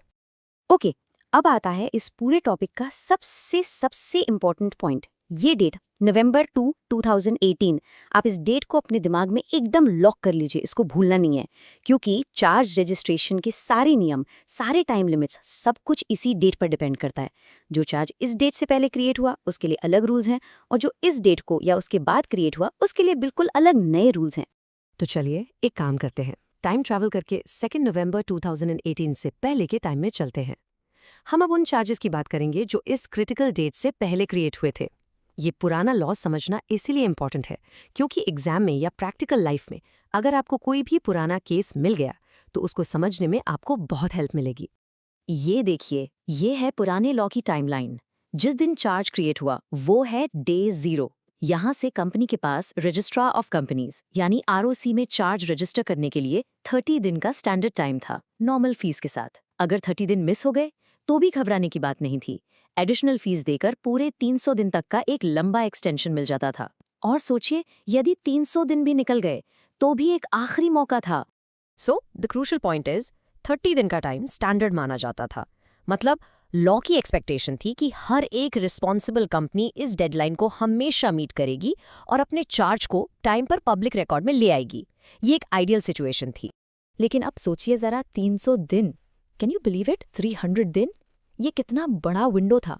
मतलब अगर आप 30 दिन में फेल हो भी गए तो टेंशन की कोई बात नहीं, आपके पास चार्ज क्रिएट होने की डेट से टोटल 300 दिन यानी लगभग 10 महीने का टाइम था। बस थोड़ी सी एक्स्ट्रा फीस भरो और काम हो गया। ये एक बहुत ही लीनियंट, एकदम ढीला ढाला प्रोविजन था। और सोचिए, अगर किसी ने 300 दिन की डेडलाइन भी मिस कर दी तो भी सरकार ने नया लॉ लाने के बाद उन्हें एक आखिरी मौका दिया था, एक गोल्डन चांस। 2 नवंबर 2018 से 6 महीने का एक स्पेशल ग्रेस पीरियड दिया गया जिसमें बहुत पुराने अनरजिस्टर्ड चार्जेस को भी रजिस्टर करवाया जा सकता था। बेसिकली ये एक तरह से पुराने बैकलॉग को क्लियर करने के लिए एक वन टाइम स्कीम जैसी थी। तो अब अहम सवाल ये उठता है कि जब पुराना लॉ इतना लीनियंट था, इतना आराम दे रहा था, तो फिर उसे बदलने की जरूरत ही क्यों पड़ी? इसके पीछे एक बहुत ही सॉलिड लॉजिक था। आइए देखते हैं कि क्या रीज़न था। तो आखिर इस 300 दिन के विंडो में प्रॉब्लम क्या थी? मतलब इतना टाइम मिलना तो कंपनीज के लिए अच्छी बात होनी चाहिए, राइट? पर क्या ये ओवरऑल बिजनेस वर्ल्ड के लिए, इकोनॉमी के लिए अच्छा था? सोचते हैं। तो असली प्रॉब्लम्स ये थीं। सुनिए, सबसे बड़ी प्रॉब्लम थी एक बहुत बड़ा इंफॉर्मेशन गैप। अब आप सोचिए, एक कंपनी है, ठीक है, उसने अपनी फैक्ट्री पर बैंक ए से लोन ले लिया, लेकिन आलसी कंपनी ने 10 महीने तक उसे रजिस्टर ही नहीं करवाया। अब इस बीच वही कंपनी उसी फैक्ट्री को दिखाकर बैंक बी के पास चली गई एक और लोन लेने। बैंक बी जब पब्लिक रिकॉर्ड चेक करेगा उसको तो सब ठीक लगेगा, उसको लगेगा कि फैक्ट्री बिल्कुल फ्री है। क्यों? क्योंकि पहला चार्ज तो रिकॉर्ड पे आया ही नहीं है। सोचो, इससे बैंक बी के लिए कितना बड़ा हाई रिस्क क्रिएट हो गया। ये सिस्टम बेसिकली आलसी कंप्लायंस को बढ़ावा दे रहा था और पब्लिक रिकॉर्ड हमेशा हमेशा आउटडेटेड रहता था। इन सारी प्रॉब्लम्स को सॉल्व करने के लिए 2018 का अमेंडमेंट लाया गया। इसका मेन गोल था कंप्लायंस डिसिप्लिन को स्ट्रिक्ट करना, मतलब कंपनीज को टाइम पर काम करने के लिए फोर्स करना। सरकार चाहती थी कि पब्लिक रिकॉर्ड जल्दी से जल्दी अपडेट हो ताकि वो इन्फॉर्मेशन गैप खत्म हो सके। इससे ट्रांसपेरेंसी बढ़ेगी और नए क्रेडिटर्स, जैसे हमारे एग्जाम्पल में बैंक भी था, उनका पैसा प्रोटेक्ट होगा। जब डेटा करंट और एक्यूरेट होगा तभी तो लोग सही बिजनेस डिसीजंस ले पाएंगे ना। तो इस पूरी डिस्कशन का आखिरी और सबसे इंपॉर्टेंट टेकअवे क्या है? ये वो गोल्डन रूल है जो आपको हर एग्जाम प्रॉब्लम में या प्रैक्टिकल लाइफ में सबसे पहले सोचना ही सोचना है। और ये है इस पूरे टॉपिक का सबसे क्रूशियल पॉइंट, इसका मास्टर की। हमेशा सबसे पहले आपको ये चेक करना है, when was the charge created. Charge create होने की डेट ही सब कुछ डिसाइड करती है। अगर आपका जवाब 2 नवंबर 2018 से पहले का है तो आप पुराने लीनियंट रूल्स फॉलो करेंगे, और अगर जवाब इस डेट को या इसके बाद का है तो आप नए स्ट्रिक्ट रूल्स फॉलो करेंगे। बस यही एक चीज़, यही एक सिंगल पीस ऑफ इन्फॉर्मेशन आपके पूरे एनालिसिस का डायरेक्शन सेट कर देगी। तो चलिए अब डिस्कस करते हैं सर्टिफिकेट ऑफ रजिस्ट्रेशन और डीम्ड नोटिस के कॉन्सेप्ट को। ये रजिस्ट्रेशन ऑफ चार्जेस चैप्टर का एक बहुत ही इंपॉर्टेंट पार्ट है और इसे समझना आगे के लिए बहुत ज़रूरी है। ओके, तो इस पूरे कॉन्सेप्ट को आसान बनाने के लिए पहले एक प्रैक्टिकल प्रॉब्लम सोचते हैं, एक रियल वर्ल्ड प्रॉब्लम जिसको सॉल्व करने के लिए ही ये लॉ बनाया गया है। सोचो, एक कंपनी है और उसकी नीयत थोड़ी खराब है, मान लो वो फ्रॉड करना चाहती है। इमेजिन कीजिए, एक कंपनी है, उसने बैंक से लोन लिया और बदले में अपनी बिल्डिंग मॉर्गेज कर दी, ठीक है, उस पर एक चार्ज क्रिएट हो गया। अब गेम में ट्विस्ट ये है कि कंपनी ने वही सेम बिल्डिंग आपको बेच दी। सोचो, अब सवाल ये उठता है कि लॉ किसको प्रोटेक्ट करेगा, बैंक को जिसका पैसा लगा है, या आपको, अ बायर? अगर इस पर कोई सॉलिड रूल ना हो तो सोचिए मार्केट का क्या हाल होगा, पूरा क्योस हो जाएगा, राइट? तो इसी कंफ्यूजन, इसी केओस को खत्म करने के लिए लॉ ने हमें 2 बहुत ही पावरफुल टूल्स दिए हैं। Let's talk about the first one. पहला टूल है सर्टिफिकेट ऑफ रजिस्ट्रेशन। चलिए इसको डिटेल में समझते हैं। ओके, सो होता क्या है, जब भी कोई कंपनी अपना चार्ज रजिस्ट्रार ऑफ कंपनीज यानी आरओसी के पास सक्सेसफुली रजिस्टर करवा लेती है तो आरओसी एक ऑफिशियल पेपर, एक डॉक्यूमेंट इशू करता है, और इसी डॉक्यूमेंट को हम कहते हैं सर्टिफिकेट ऑफ रजिस्ट्रेशन। सिंपल है ना? बस एक बात याद रखना इंपॉर्टेंट है कि हर सिचुएशन के लिए फॉर्म अलग है।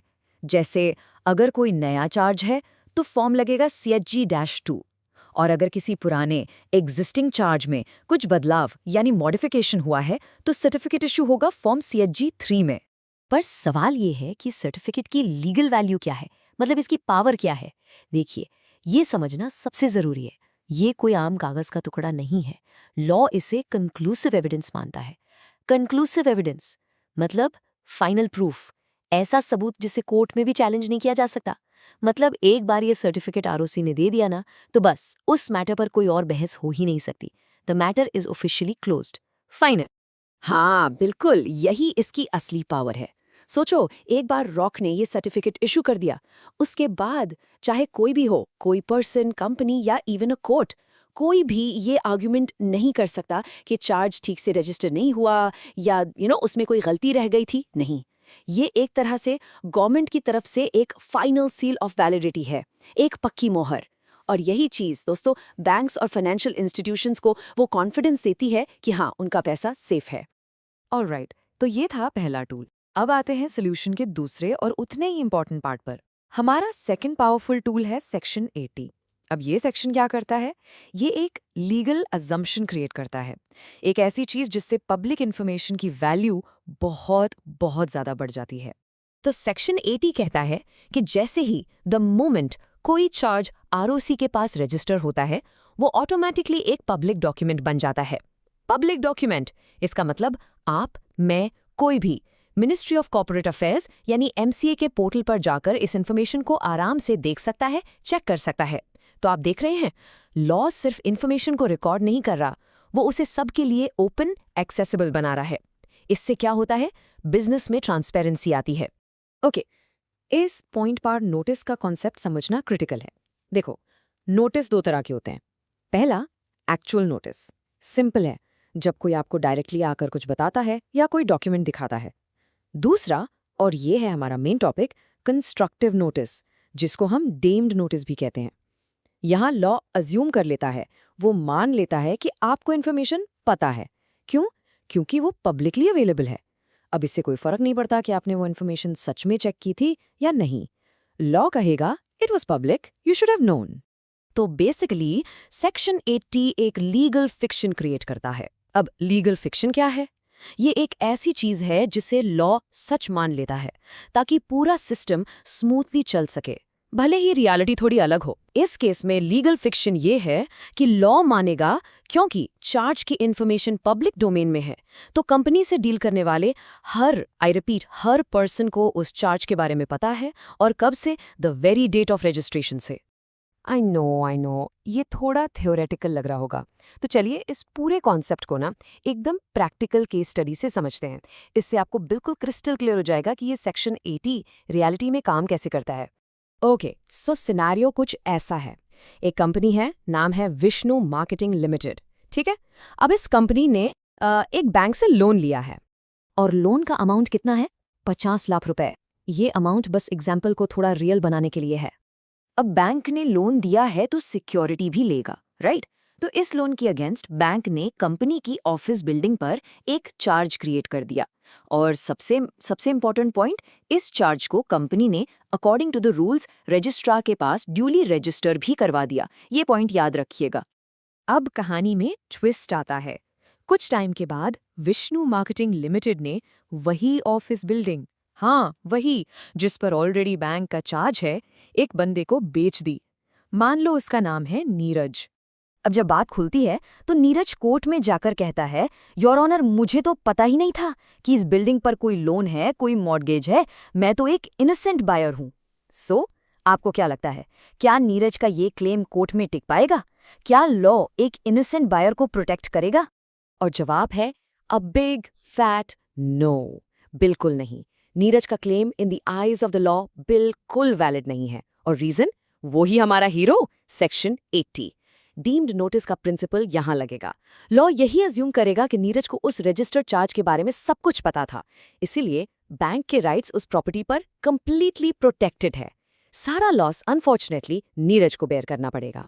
तो इस पूरी केस स्टडी और डिस्कशन से हमें क्या सीखने को मिला? इसका प्रैक्टिकल मतलब क्या है? चलिए फटाफट इसकी की टेकअवेज को समराइज करते हैं। देखिए, इसका प्रैक्टिकल मतलब बिल्कुल साफ है। सबसे पहली और सबसे इंपॉर्टेंट बात, ड्यू डिलिजेंस करने का बर्डन, यानी जरूरी जांच पड़ताल करने की जिम्मेदारी हमेशा उस पर्सन की है जो एसेट खरीद रहा है, कंपनी की नहीं। मतलब जब भी आप किसी कंपनी से कोई बड़ी ट्रांजैक्शन करें, कोई प्रॉपर्टी खरीदें, तो ये आपकी ड्यूटी है कि आप एमसीए पोर्टल पर जाकर पब्लिक रिकॉर्ड्स चेक करें। यही पूरा सिस्टम है जो मार्केट में ट्रांसपेरेंसी लाता है, लेंडर्स को प्रोटेक्ट करता है और कंपनीज को फ्रॉड करने से रोकता है। और एक बात हमेशा याद रखिएगा, लॉ की कोर्ट में मुझे नहीं पता था, आई डिडंट नो, ये कोई एक्सक्यूज है ही नहीं। Now let's discuss about the consequences of non-registration of charges. हमने पहले ये तो देख लिया कि चार्ज का रजिस्ट्रेशन कैसे करते हैं, लेकिन सोचिए अगर कोई कंपनी चार्ज रजिस्टर करना भूल जाए या जानबूझकर ना करे, इसके जो अंजाम होते हैं, जो कॉन्सिक्वेंसेज होते हैं, वो बहुत सीरियस हो सकते हैं।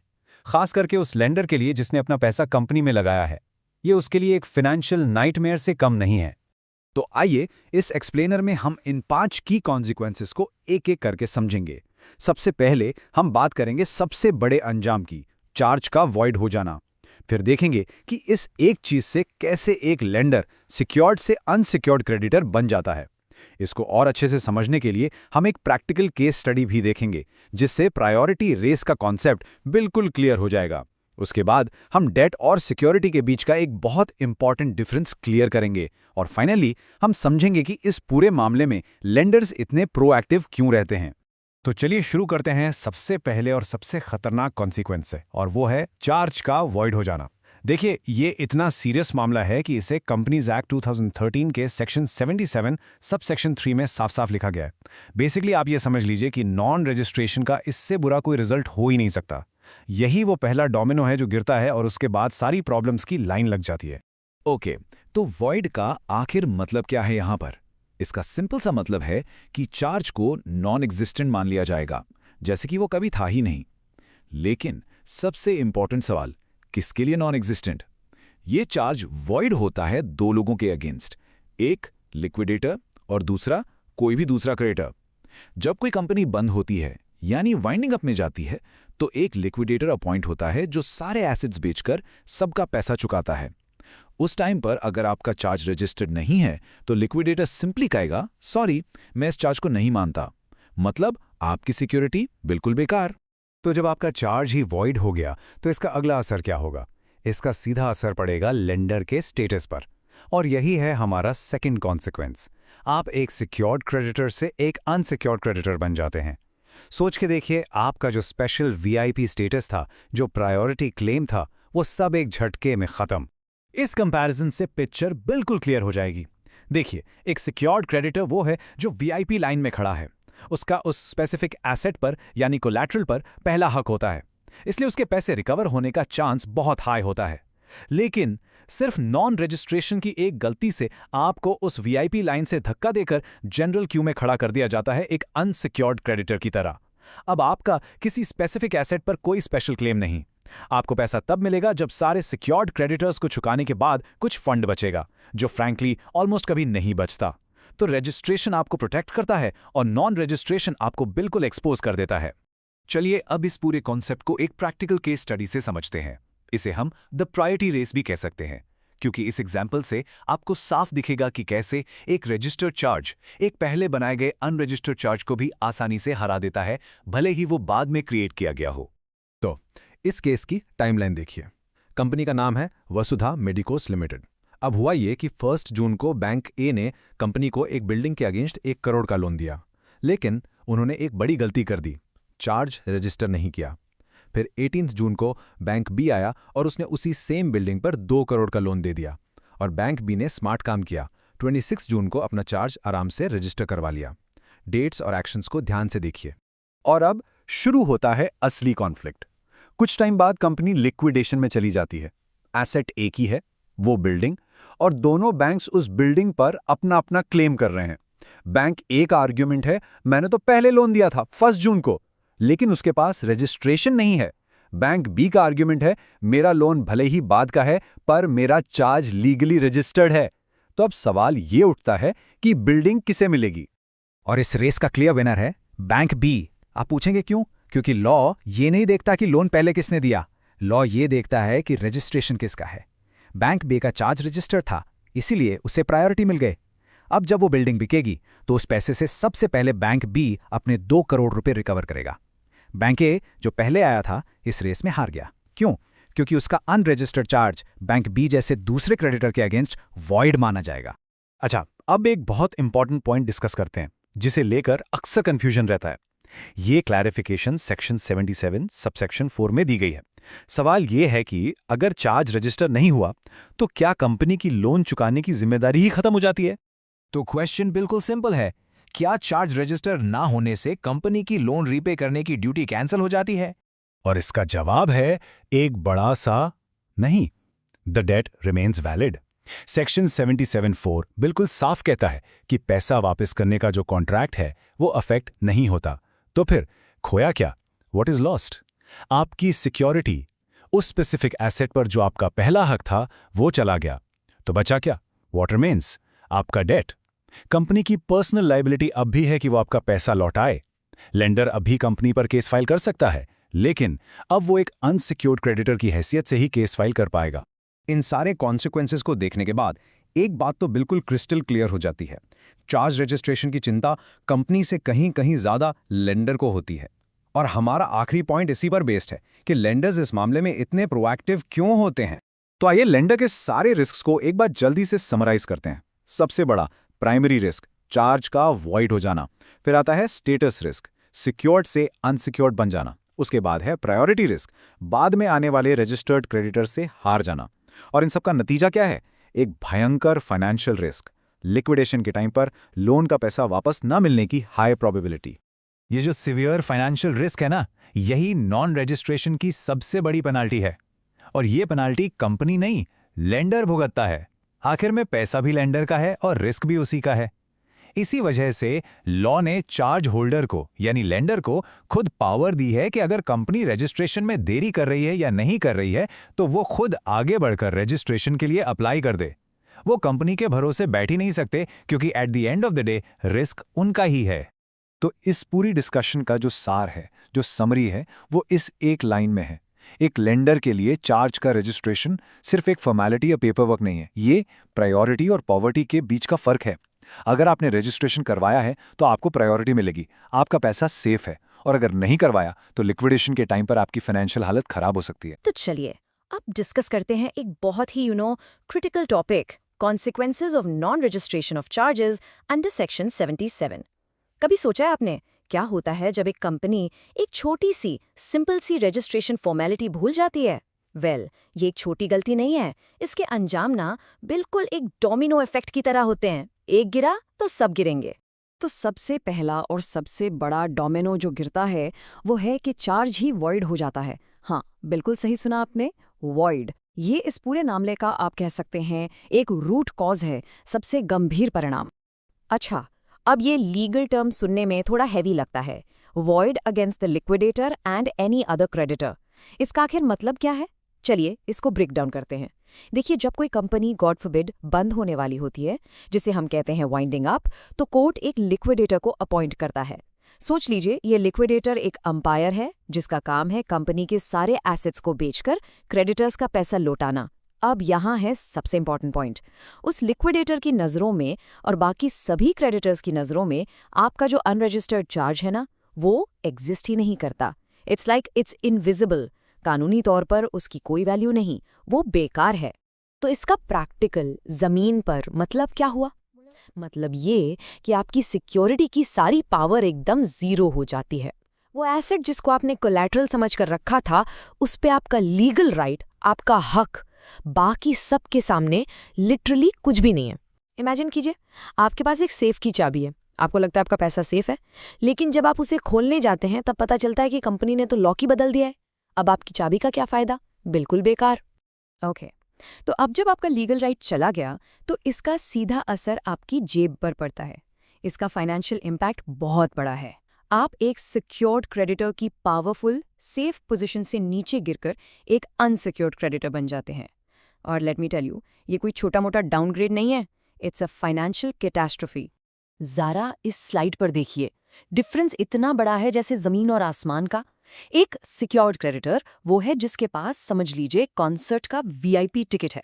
जब कंपनी लिक्विडेट होती है तो वो फ्रंट रो में है, उसको सबसे पहले पेमेंट मिलती है क्योंकि उसके पास एक पर्टिकुलर एसेट पर पहला हक है, उसकी पोजीशन बिल्कुल सेफ और प्रोटेक्टेड है। और दूसरी तरफ है अनसिक्योर्ड क्रेडिटर। ये बेचारा जनरल क्यू में खड़ा है, सबसे पीछे। उसे पैसा तभी मिलेगा जब VIPs को पे करने के बाद कुछ बचेगा, जिसके चांसेस बहुत बहुत ही कम होते हैं।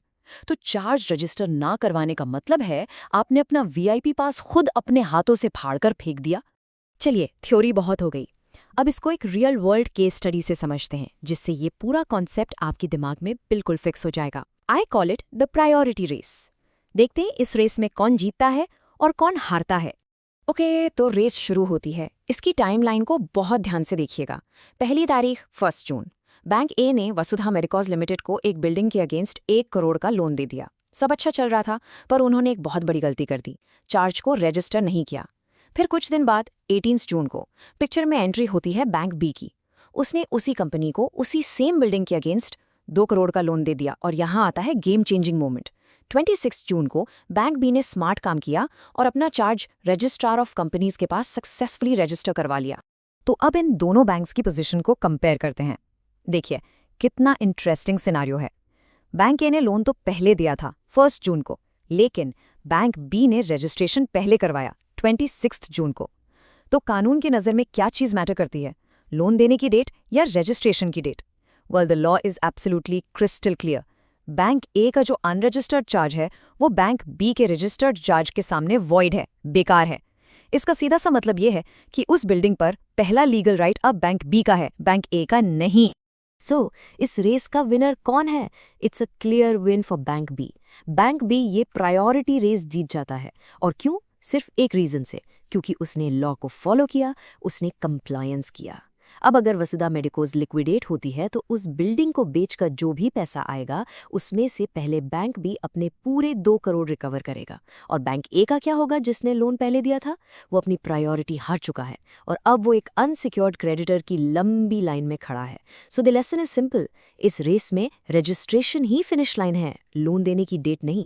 अब आगे बढ़ने से पहले एक बहुत ही इम्पॉर्टेंट कन्फ्यूजन दूर कर लेते हैं, जहां पर स्टूडेंट्स अक्सर गलती करते हैं। ये समझना बहुत ज़रूरी है कि चार्ज रजिस्टर ना होने से सिर्फ आपकी सिक्योरिटी जाती है, लोन नहीं। कंपनी का लोन रीपे करने का जो ऑब्लिगेशन है यानी डेट, वो कहीं नहीं जाता।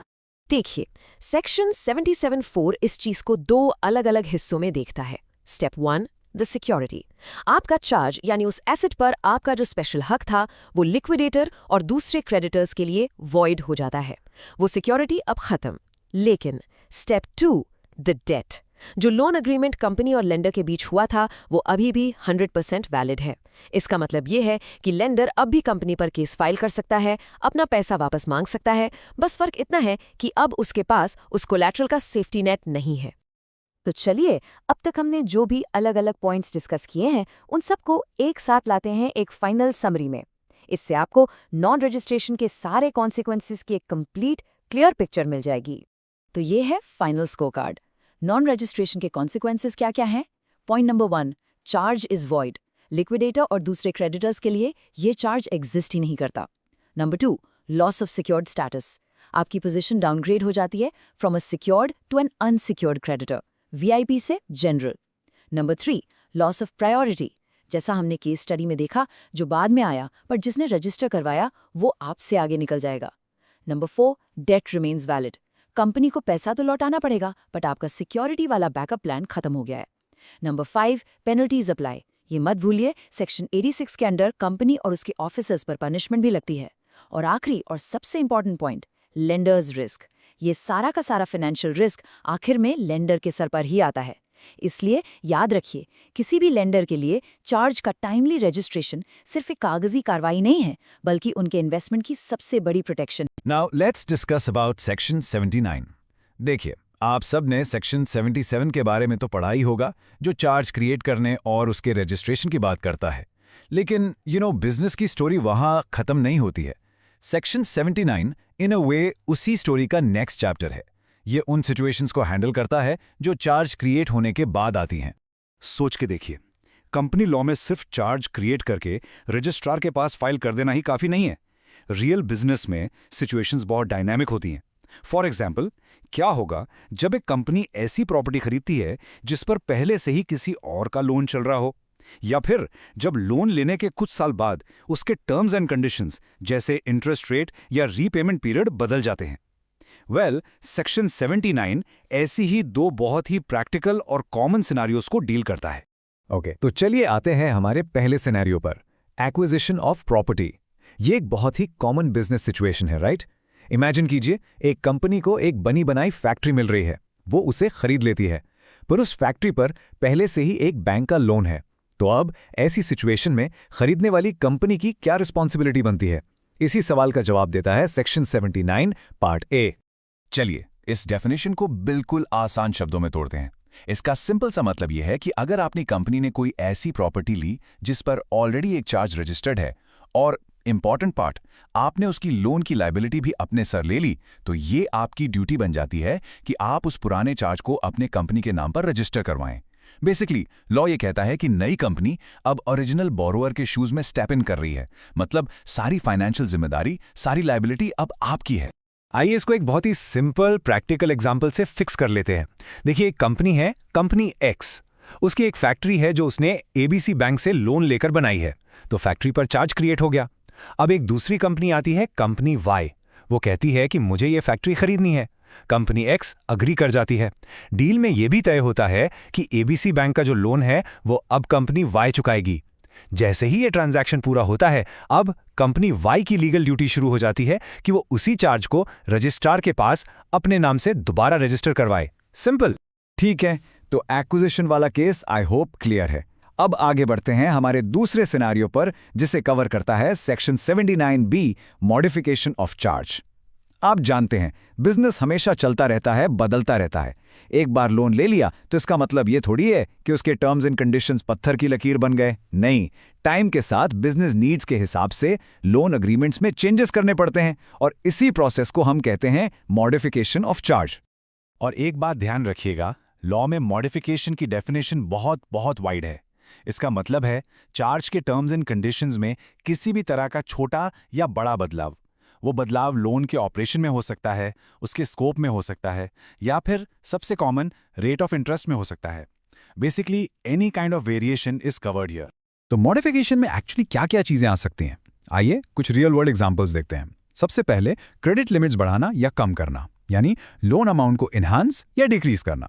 दूसरा, रीपेमेंट शेड्यूल को चेंज करना, मतलब ईएमआई चुकाने का टाइम टेबल बदल देना। तीसरा है प्रॉपर्टी का कुछ हिस्सा चार्ज से फ्री करवाना, जिसे हम टेक्निकली पार्शियल रिलीज कहते हैं। फिर आता है पारी पासू चार्ज। इसका सिंपल मतलब है कि आप उसी सिक्योरिटी पर एक नए लेंडर को भी पुराने लेंडर के बराबर का राइट दे रहे हैं। दोनों का स्टेटस सेम हो जाता है। और आखिर में असाइनमेंट ऑफ राइट्स। ये तब होता है जैसे जब एक बैंक अपना लोन दूसरे बैंक या किसी फाइनेंशियल इंस्टीट्यूशन को बेच देता है। ये सभी केसेस मॉडिफिकेशन ही माने जाते हैं। अब आते हैं एक सुपर डुपर इंपॉर्टेंट एक्सेप्शन पर। इस पॉइंट को ध्यान से सुनिए, इस पर एग्जाम में क्वेश्चन बनने के पूरे चांसेस हैं। हर इंटरेस्ट रेट चेंज को रजिस्टर करवाना जरूरी नहीं होता। अगर interest rate operation of law की वजह से बदलता है, जैसे जब आरबीआई अपना रिपो रेट चेंज करता है और उसके कारण आपके लोन का इंटरेस्ट रेट ऑटोमेटिकली बदल जाता है, तो उसको रजिस्टर कराना जरूरी नहीं है। रजिस्ट्रेशन सिर्फ और सिर्फ तभी कंपलसरी है जब कंपनी और लेंडर आपस में बैठकर यानी म्यूचुअल अग्रीमेंट से टर्म्स को चेंज करते हैं। तो अब तक हमने दो बिल्कुल अलग अलग सिचुएशंस देखी हैं। पहली प्रॉपर्टी अक्वायर करना जिस पर चार्ज है, और दूसरी एग्जिस्टिंग चार्ज को मॉडिफाई करना। लेकिन यहाँ पर सबसे इंटरेस्टिंग बात यह है कि इन दोनों के लिए जो लीगल प्रोसेस है, जो रजिस्ट्रेशन का तरीका है, वो बिल्कुल सेम है। और कंप्लायंस के लिए ये कॉमन प्रोसेस याद रखना बहुत बहुत इंपॉर्टेंट है। और ये है वो नंबर जो आपको हमेशा याद रखना है, 30 डेज। कंपनी के पास प्रॉपर्टी एक्वायर करने की डेट से या चार्ज मॉडिफाई करने की डेट से सिर्फ 30 दिन का टाइम होता है। इन 30 डेज के अंदर अंदर कंपनी को जरूरी फॉर्म्स फाइल करके रजिस्ट्रार को इन्फॉर्म करना होता है। याद रखिए, अगर ये टाइमलाइन मिस हो गई तो कंपनी पर हैवी पेनल्टी लग सकती है, और कुछ केसेस में चार्ज की वैलिडिटी पर भी क्वेश्चन मार्क लग जाता है। अच्छा, जब आप सक्सेसफुली मॉडिफिकेशन को रजिस्टर कर देते हैं, तब रजिस्ट्रार ऑफ कंपनीज आपको एक ऑफिशियल प्रूफ देता है। यह प्रूफ होता है एक सर्टिफिकेट जिसका फॉर्म नंबर है CHG-3। यह सर्टिफिकेट बहुत ही पावरफुल डॉक्यूमेंट है। यह इस बात का कंक्लूसिव एविडेंस है। कंक्लूसिव एविडेंस का मतलब है कि यह फाइनल प्रूफ है। इसके बाद कोई भी यह चैलेंज नहीं कर सकता कि रजिस्ट्रेशन आपसे ठीक से नहीं किया।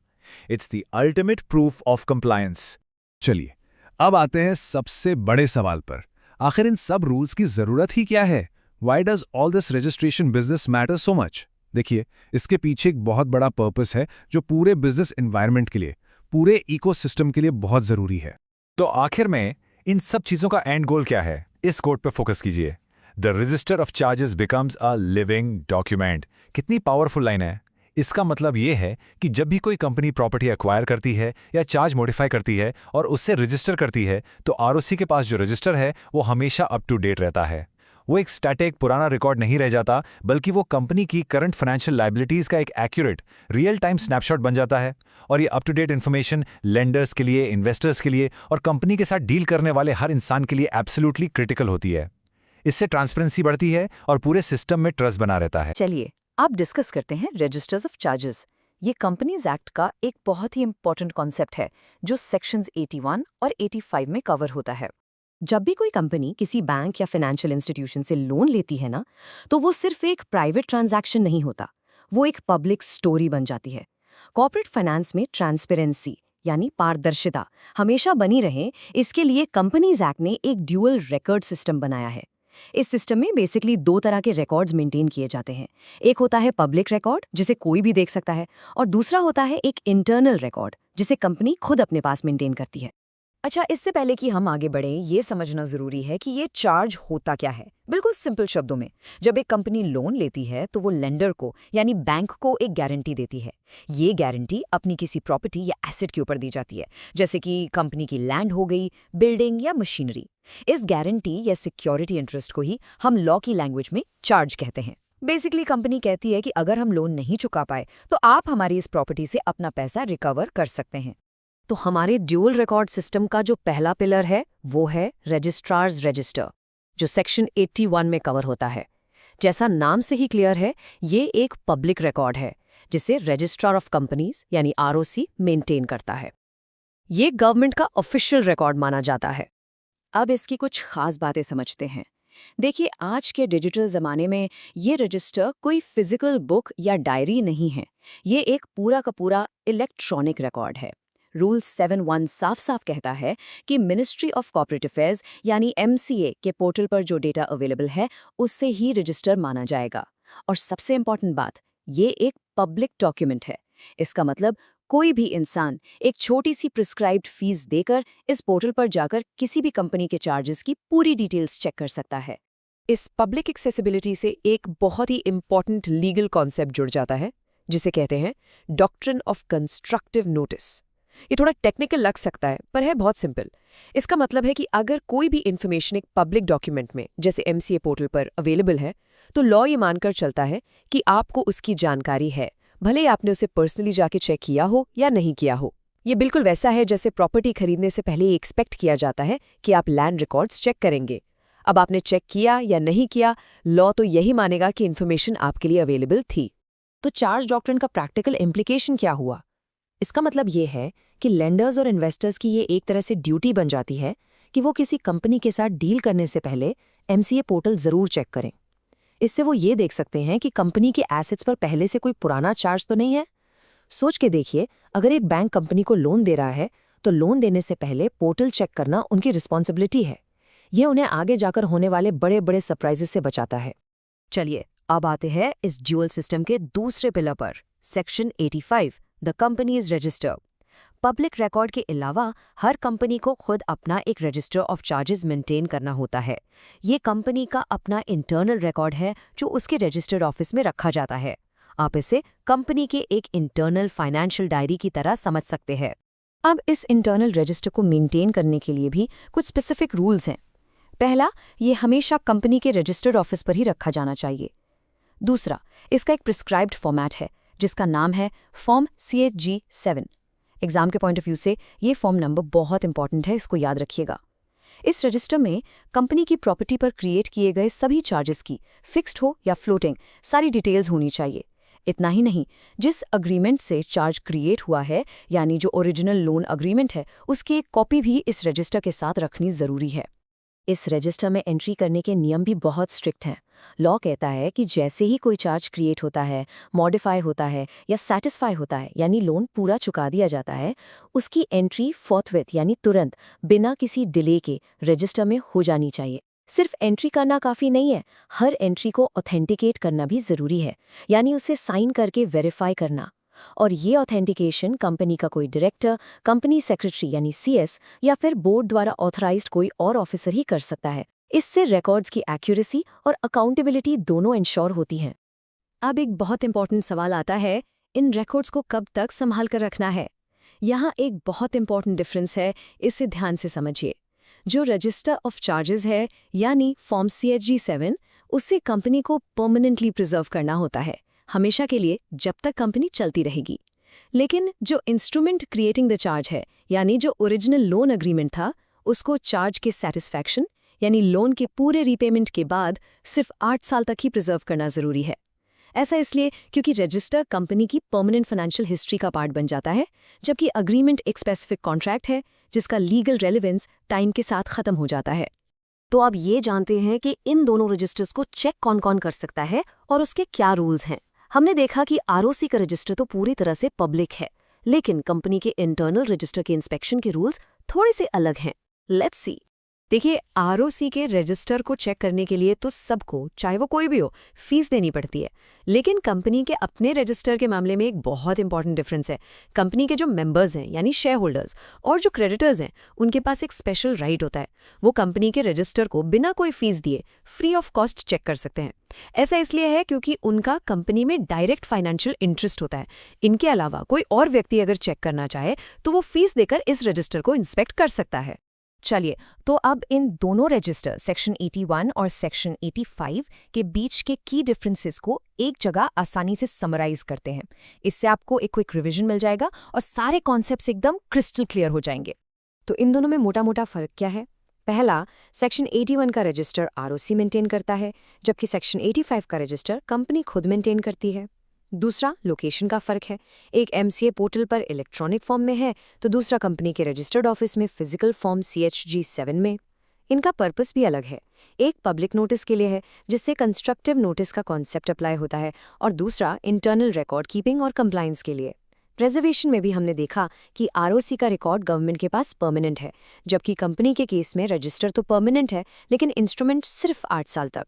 और आखिरी इंपॉर्टेंट डिफरेंस इंस्पेक्शन फी का है, जो मेंबर्स और क्रेडिटर्स के लिए कंपनी के रजिस्टर के केस में फ्री है।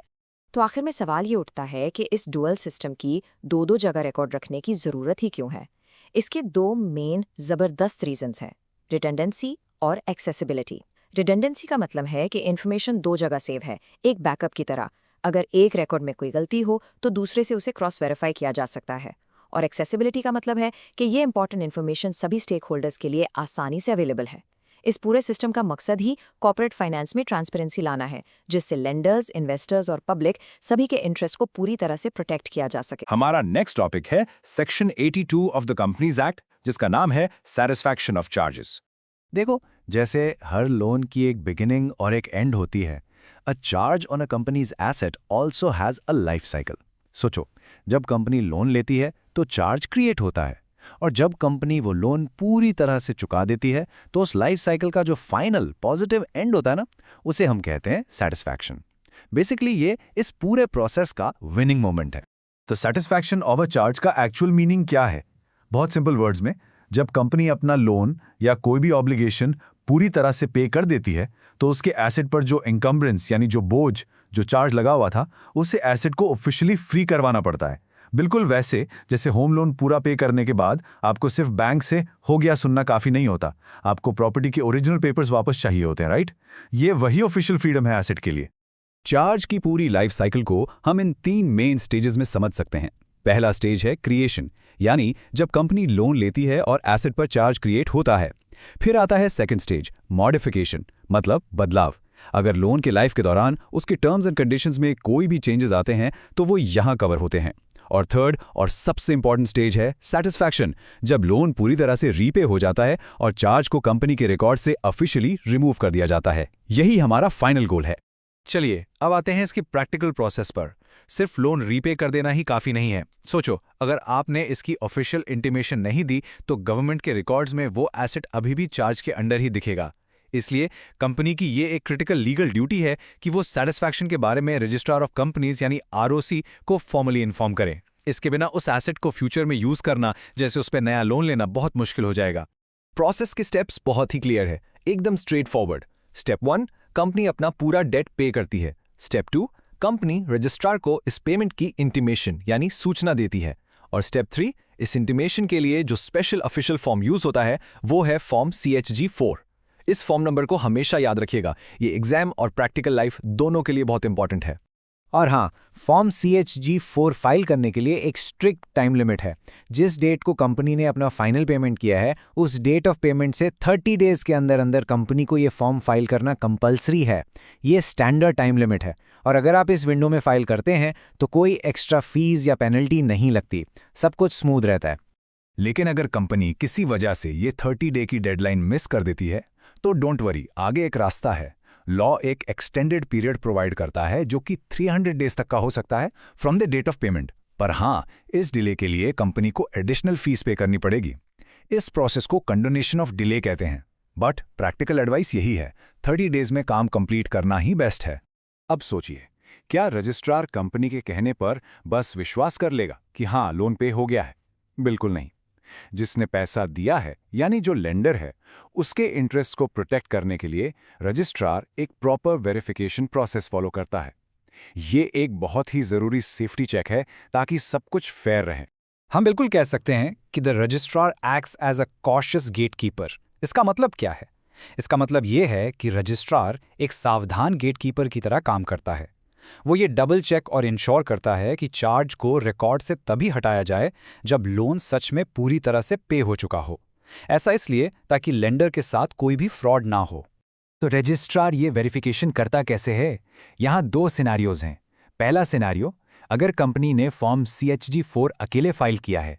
इस केस में रजिस्ट्रार चार्ज होल्डर यानी लेंडर को एक नोटिस भेजेगा और उनसे पूछेगा कि बताइए क्या आपको कोई ऑब्जेक्शन है। लेंडर के पास रिप्लाई करने के लिए 14 दिन का टाइम होता है। अगर कोई ऑब्जेक्शन नहीं आता तो सैटिस्फैक्शन रिकॉर्ड हो जाता है। अब दूसरा सिनारियो, जो कि एक प्रैक्टिकल शॉर्टकट है और इंडस्ट्री में ज्यादा फॉलो होता है। कंपनी फॉर्म CHG-4 फाइल करने से पहले ही चार्ज होल्डर से साइन करवा लेती है। इस केस में लेंडर का सिग्नेचर ही प्रूफ बन जाता है और रजिस्ट्रार को अलग से नोटिस भेजने की जरूरत ही नहीं पड़ती। इससे प्रोसेस बहुत फास्ट और स्मूथ हो जाता है।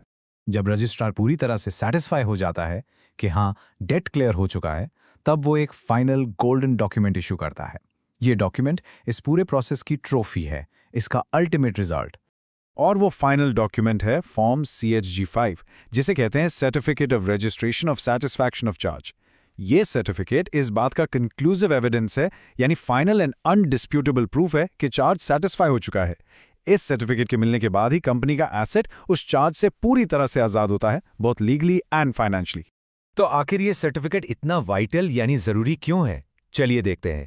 सबसे पहले ये पेमेंट का कंक्लूसिव प्रूफ है। दूसरा, ये कंपनी के एसेट को चार्ज से लीगली फ्री करता है। तीसरी बात, इससे एसेट का टाइटल क्लियर हो जाता है ताकि कंपनी फ्यूचर में उस एसेट पर नया लोन ले सके या उसे सेल कर सके।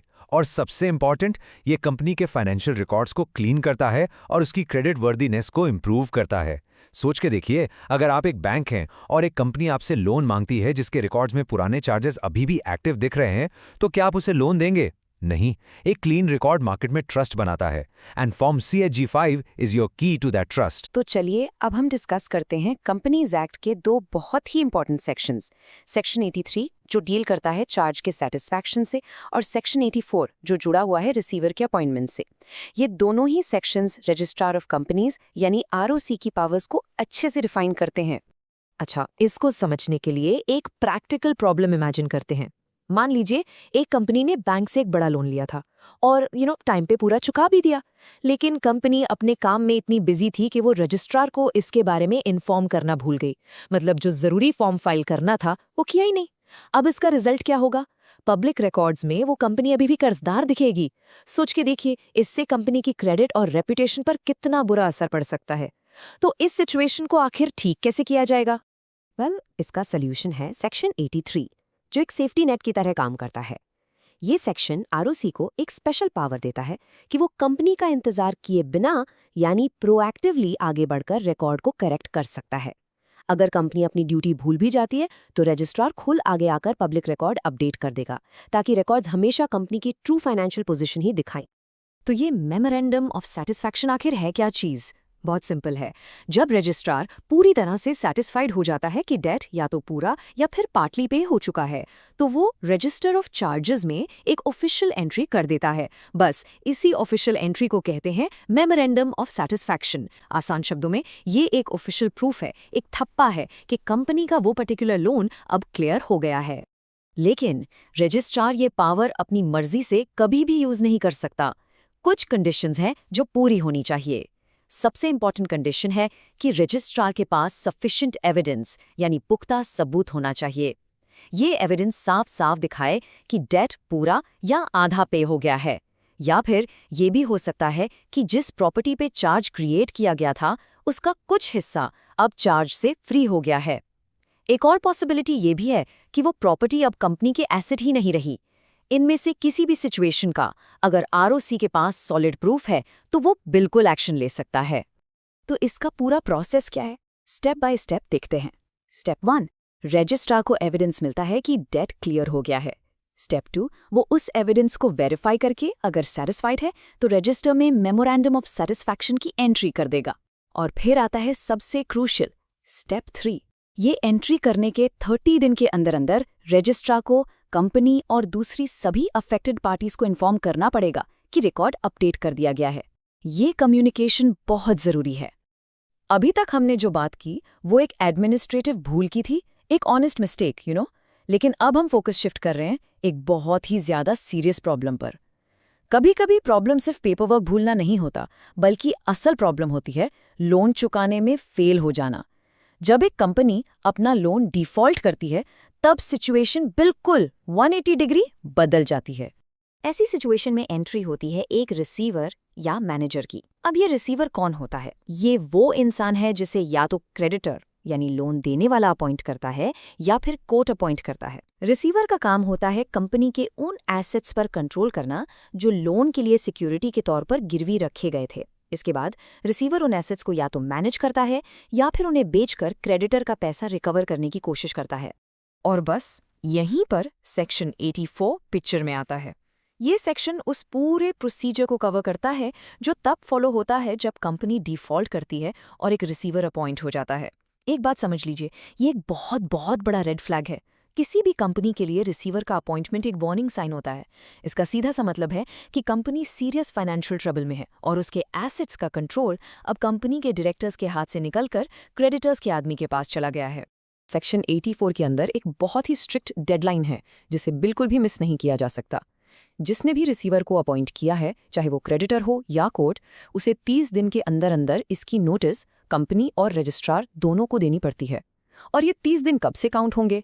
जिस डेट को अपॉइंटमेंट का ऑर्डर या इंस्ट्रूमेंट पास हुआ है उस दिन से कंप्लायंस के लिए। और हाँ, एग्जाम पॉइंट ऑफ व्यू से ये 30 डे डेडलाइन बहुत ज़्यादा इंपॉर्टेंट है। चलिए कंट्रोल के इस शिफ्ट को थोड़ा और गहराई से समझते हैं। देखिए, नॉर्मल सिचुएशन में डायरेक्टर्स कंपनी के सारे एसेट्स और ऑपरेशंस मैनेज करते हैं। उनकी सबसे बड़ी ड्यूटी होती है कंपनी और उसके शेयर होल्डर्स के इंटरेस्ट में काम करना। लेकिन जैसे ही रिसीवर अपॉइंट होता है, वो सिर्फ उन स्पेसिफिक एसेट्स को मैनेज करता है जिन पर चार्ज था। और ध्यान दीजिए, रिसीवर का प्राइमरी इंटरेस्ट कंपनी नहीं बल्कि वो क्रेडिटर होता है जिसने उसे अपॉइंट किया है।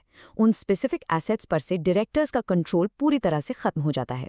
तो आखिर में समरी ये है कि सेक्शन 84 इतना इंपॉर्टेंट क्यों है? क्योंकि ये सभी स्टेक होल्डर्स के लिए एक क्रिटिकल रेड फ्लैग की तरह काम करता है। इन्वेस्टर्स के लिए ये एक हाई रिस्क का सिग्नल है, उनका इन्वेस्टमेंट डूब सकता है। सप्लायर्स को ये इशारा मिलता है कि कंपनी शायद उनके बिल्स पे ना कर पाए। दूसरे लेंडर्स के लिए ये कंपनी की क्रेडिट वर्दीनेस पर एक बहुत बड़ा क्वेश्चन मार्क है। और आम पब्लिक के लिए ये एक साफ अलर्ट है कि कंपनी फाइनेंशियल डिस्ट्रेस में है और उसका मैनेजमेंट कंट्रोल अब कॉम्प्रोमाइज्ड है। Now let's discuss about registers of charges, जो कि कंपनीज एक्ट के अंडर एक बहुत ही इंपॉर्टेंट और प्रैक्टिकल कॉन्सेप्ट है, स्पेशली आपके एग्जाम्स के लिए। सोच के देखिए, जब भी कोई कंपनी अपने एसेट्स जैसे कि बिल्डिंग या मशीनरी के अगेंस्ट कोई लोन लेती है तो उसकी फाइनेंशियल ट्रांसपेरेंसी मेंटेन करने के लिए उस चार्ज या लोन को एक बार नहीं बल्कि 2 बार रिकॉर्ड किया जाता है। और इसी से बनता है एक ड्यूअल रिकॉर्ड सिस्टम। चलिए इसको डिटेल में समझते हैं कि आखिर ये सिस्टम काम कैसे करता है। तो सबसे पहला सवाल तो यही उठता है कि आखिर ये चार्ज होता क्या है। बिल्कुल सिंपल वर्ड्स में, चार्ज एक सिक्योरिटी इंटरेस्ट है जो एक कंपनी अपने एसेट्स या प्रॉपर्टी पर किसी लेंडर जैसे कि एक बैंक के फेवर में क्रिएट करती है ताकि लोन सिक्योर हो सके। इसका सबसे आसान एग्जाम्पल है एक होम लोन। जैसे आप घर खरीदने के लिए लोन लेते हैं और वो घर बैंक के पास एज अ सिक्योरिटी मॉर्गेज रहता है, बिल्कुल वैसे ही कंपनी अपने एसेट्स पर चार्ज क्रिएट करती है। चलिए अब इसको आगे समझते हैं। ये जो पूरा ड्यूल रिकॉर्ड सिस्टम है ना, ये बेसिकली 2 मजबूत पिलर्स पर खड़ा है। पहला पिलर है पब्लिक रिकॉर्ड, जिसे एक गवर्नमेंट बॉडी यानी रजिस्ट्रार ऑफ कंपनीज मेंटेन करता है। और दूसरा पिलर है इंटरनल रिकॉर्ड, जिसे कंपनी खुद अपने ऑफिस में मेंटेन करती है। तो चलिए पहले पिलर की बात करते हैं। यह है रजिस्ट्रार्स रजिस्टर, जो section 81 of the companies act के अंडर आता है। जैसा कि नाम से ही क्लियर है, ये एक पब्लिक रिकॉर्ड है। सेक्शन 81 बिल्कुल साफ कहता है कि रजिस्ट्रार ऑफ कंपनीज यानी आरओसी को हर कंपनी के लिए एक public register of charges maintain करना कंपलसरी है। अच्छा, अब इसकी की फीचर्स देखते हैं जो काफी इंटरेस्टिंग है। इसे मेंटेन करता है आरओसी। आज के डिजिटल जमाने में ये कोई फिजिकल बुक नहीं है, बल्कि एक पूरा इलेक्ट्रॉनिक रिकॉर्ड है, एक डिजिटल डेटाबेस। रूल 7.1 के अनुसार जो भी details ministry of corporate affairs यानी MCA के पोर्टल पर अवेलेबल हैं, उसी को ऑफिशियल रजिस्टर माना जाता है और इसका मेन पर्पस है एक सेंट्रल और पब्लिक डेटाबेस प्रोवाइड करना ताकि कोई भी कहीं से भी किसी कंपनी की फाइनेंशियल लायबिलिटीज चेक कर सकें। इस पब्लिक रजिस्टर से एक बहुत ही इंपॉर्टेंट लीगल कॉन्सेप्ट जुड़ता है जिसे कहते हैं कंस्ट्रक्टिव नोटिस। इसका मतलब यह है कि लॉ ये मानकर चलता है कि क्योंकि ये इन्फॉर्मेशन MCA पोर्टल पर पब्लिकली अवेलेबल है, तो हर किसी को, चाहे वो लेंडर हो, इन्वेस्टर हो या कोई सप्लायर, उस इन्फॉर्मेशन की पूरी नॉलेज है। लॉ कहता है आप जान सकते थे, इसलिए हम ये मानेंगे कि आप जानते हैं। मतलब कल को आप ये नहीं कह सकते कि आपको पता नहीं था। Ignorance is not an excuse. इसका प्रैक्टिकल इम्प्लीकेशन क्या है, एक एग्जाम्पल से समझते हैं। मान लीजिए एक बैंक है जो कंपनी X को लोन देना चाहता है। लोन देने से पहले बैंक अपनी ड्यू डिलिजेंस करेगा और MCA पोर्टल पर कंपनी X का रिकॉर्ड चेक करेगा। अगर पोर्टल पर यह दिख जाता है कि कंपनी X की फैक्ट्री पहले से ही किसी दूसरे लोन के लिए मॉर्गेज्ड है, तो बैंक एक इन्फॉर्म्ड डिसीजन ले सकता है। यह सिस्टम बैंक को फ्यूचर के बड़े रिस्क से प्रोटेक्ट करता है। तो ये था हमारा पहला पिलर। चलिए अब आते हैं सिस्टम के दूसरे पिलर पर, the companies register under section 85। ये एक इंटरनल रिकॉर्ड है। सेक्शन 85 हर कंपनी के लिए यह जरूरी बनाता है कि वो अपना खुद का एक detailed register of charges internally maintain करे। ये कंपनी की अपनी फाइनेंशियल डायरी की तरह है। इंटरनल रजिस्टर के भी कुछ स्पेसिफिक रूल्स हैं जो आपको पता होने चाहिए। पहला, ये हमेशा कंपनी के रजिस्टर्ड ऑफिस में रखा जाना चाहिए।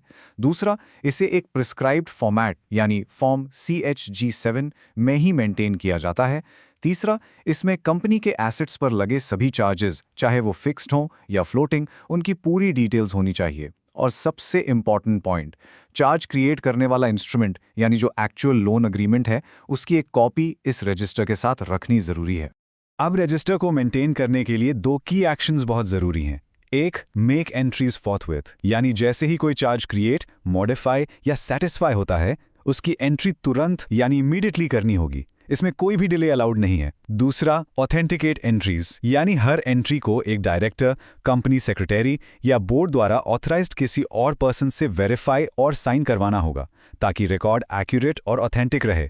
अब एक बहुत इंपॉर्टेंट सवाल उठता है कि इन रिकॉर्ड्स को आखिर कब तक संभाल कर रखना है। तो यहाँ एक बहुत ही कॉमन कंफ्यूजन होता है, इसके लिए ध्यान से सुनिएगा। जो रजिस्टर ऑफ चार्जेस है यानी फॉर्म CHG7, उसे कंपनी को परमानेंटली यानी कंपनी की पूरी लाइफ तक प्रिजर्व करना है। लेकिन जो इंस्ट्रूमेंट है यानी जो एक्चुअल अग्रीमेंट पेपर है, उसे सिर्फ 8 साल तक रखना है, वो भी लोन के पूरी तरह रीपे होने के बाद। अब ये जो टॉपिक है ना, ये आपके एग्जाम का फेवरेट क्वेश्चन हो सकता है। इन रजिस्टर्स को कौन इंस्पेक्ट कर सकता है और इसके लिए क्या फीस लगती है? ये सेक्शन थ्योरी और प्रैक्टिकल दोनों पॉइंट ऑफ व्यू से काफी इंपॉर्टेंट है। इस टेबल को बहुत ध्यान से देखिए। अगर हम रजिस्ट्रार्स रजिस्टर की बात करें जो सेक्शन 81 में है, तो उसे कोई भी पर्सन प्रिस्क्राइब्ड फीस देकर इंस्पेक्ट कर सकता है, सिंपल।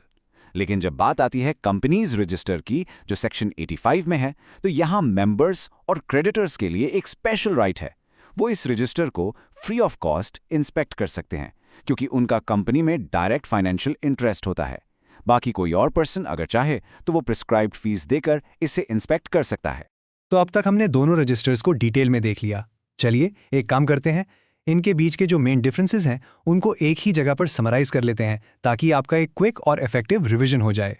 ये समरी टेबल पूरी पिक्चर को एकदम क्लियर कर देगा। देखिए, पहला डिफरेंस, सेक्शन 81 का रजिस्टर ROC मेंटेन करता है जो एक एक्सटर्नल अथॉरिटी है, जबकि सेक्शन 85 का रजिस्टर कंपनी खुद करती है एज एन इंटरनल कंप्लायंस। दूसरा, लोकेशन में फर्क है। सेक्शन 81 का रजिस्टर MCA पोर्टल पर पब्लिकली अवेलेबल है और सेक्शन 85 का रजिस्टर कंपनी के अपने ऑफिस में रखा है। पर्पस भी बिल्कुल अलग है। सेक्शन 81 पब्लिक नोटिस के लिए है जिससे कंस्ट्रक्टिव नोटिस का पावरफुल कॉन्सेप्ट अप्लाई होता है, जबकि सेक्शन 85 इंटरनल रिकॉर्ड कीपिंग और कंप्लायंस के लिए है। और प्रिजर्वेशन पीरियड, जैसा हमने अभी डिस्कस किया, दोनों के लिए बिल्कुल अलग है। तो इस पूरे एक्सप्लेनर का कंक्लूजन ये है कि ये dual register system corporate finance में ट्रांसपेरेंसी लाने के लिए डिजाइन किया गया है। ये 2 चीजें इंश्योर करता है।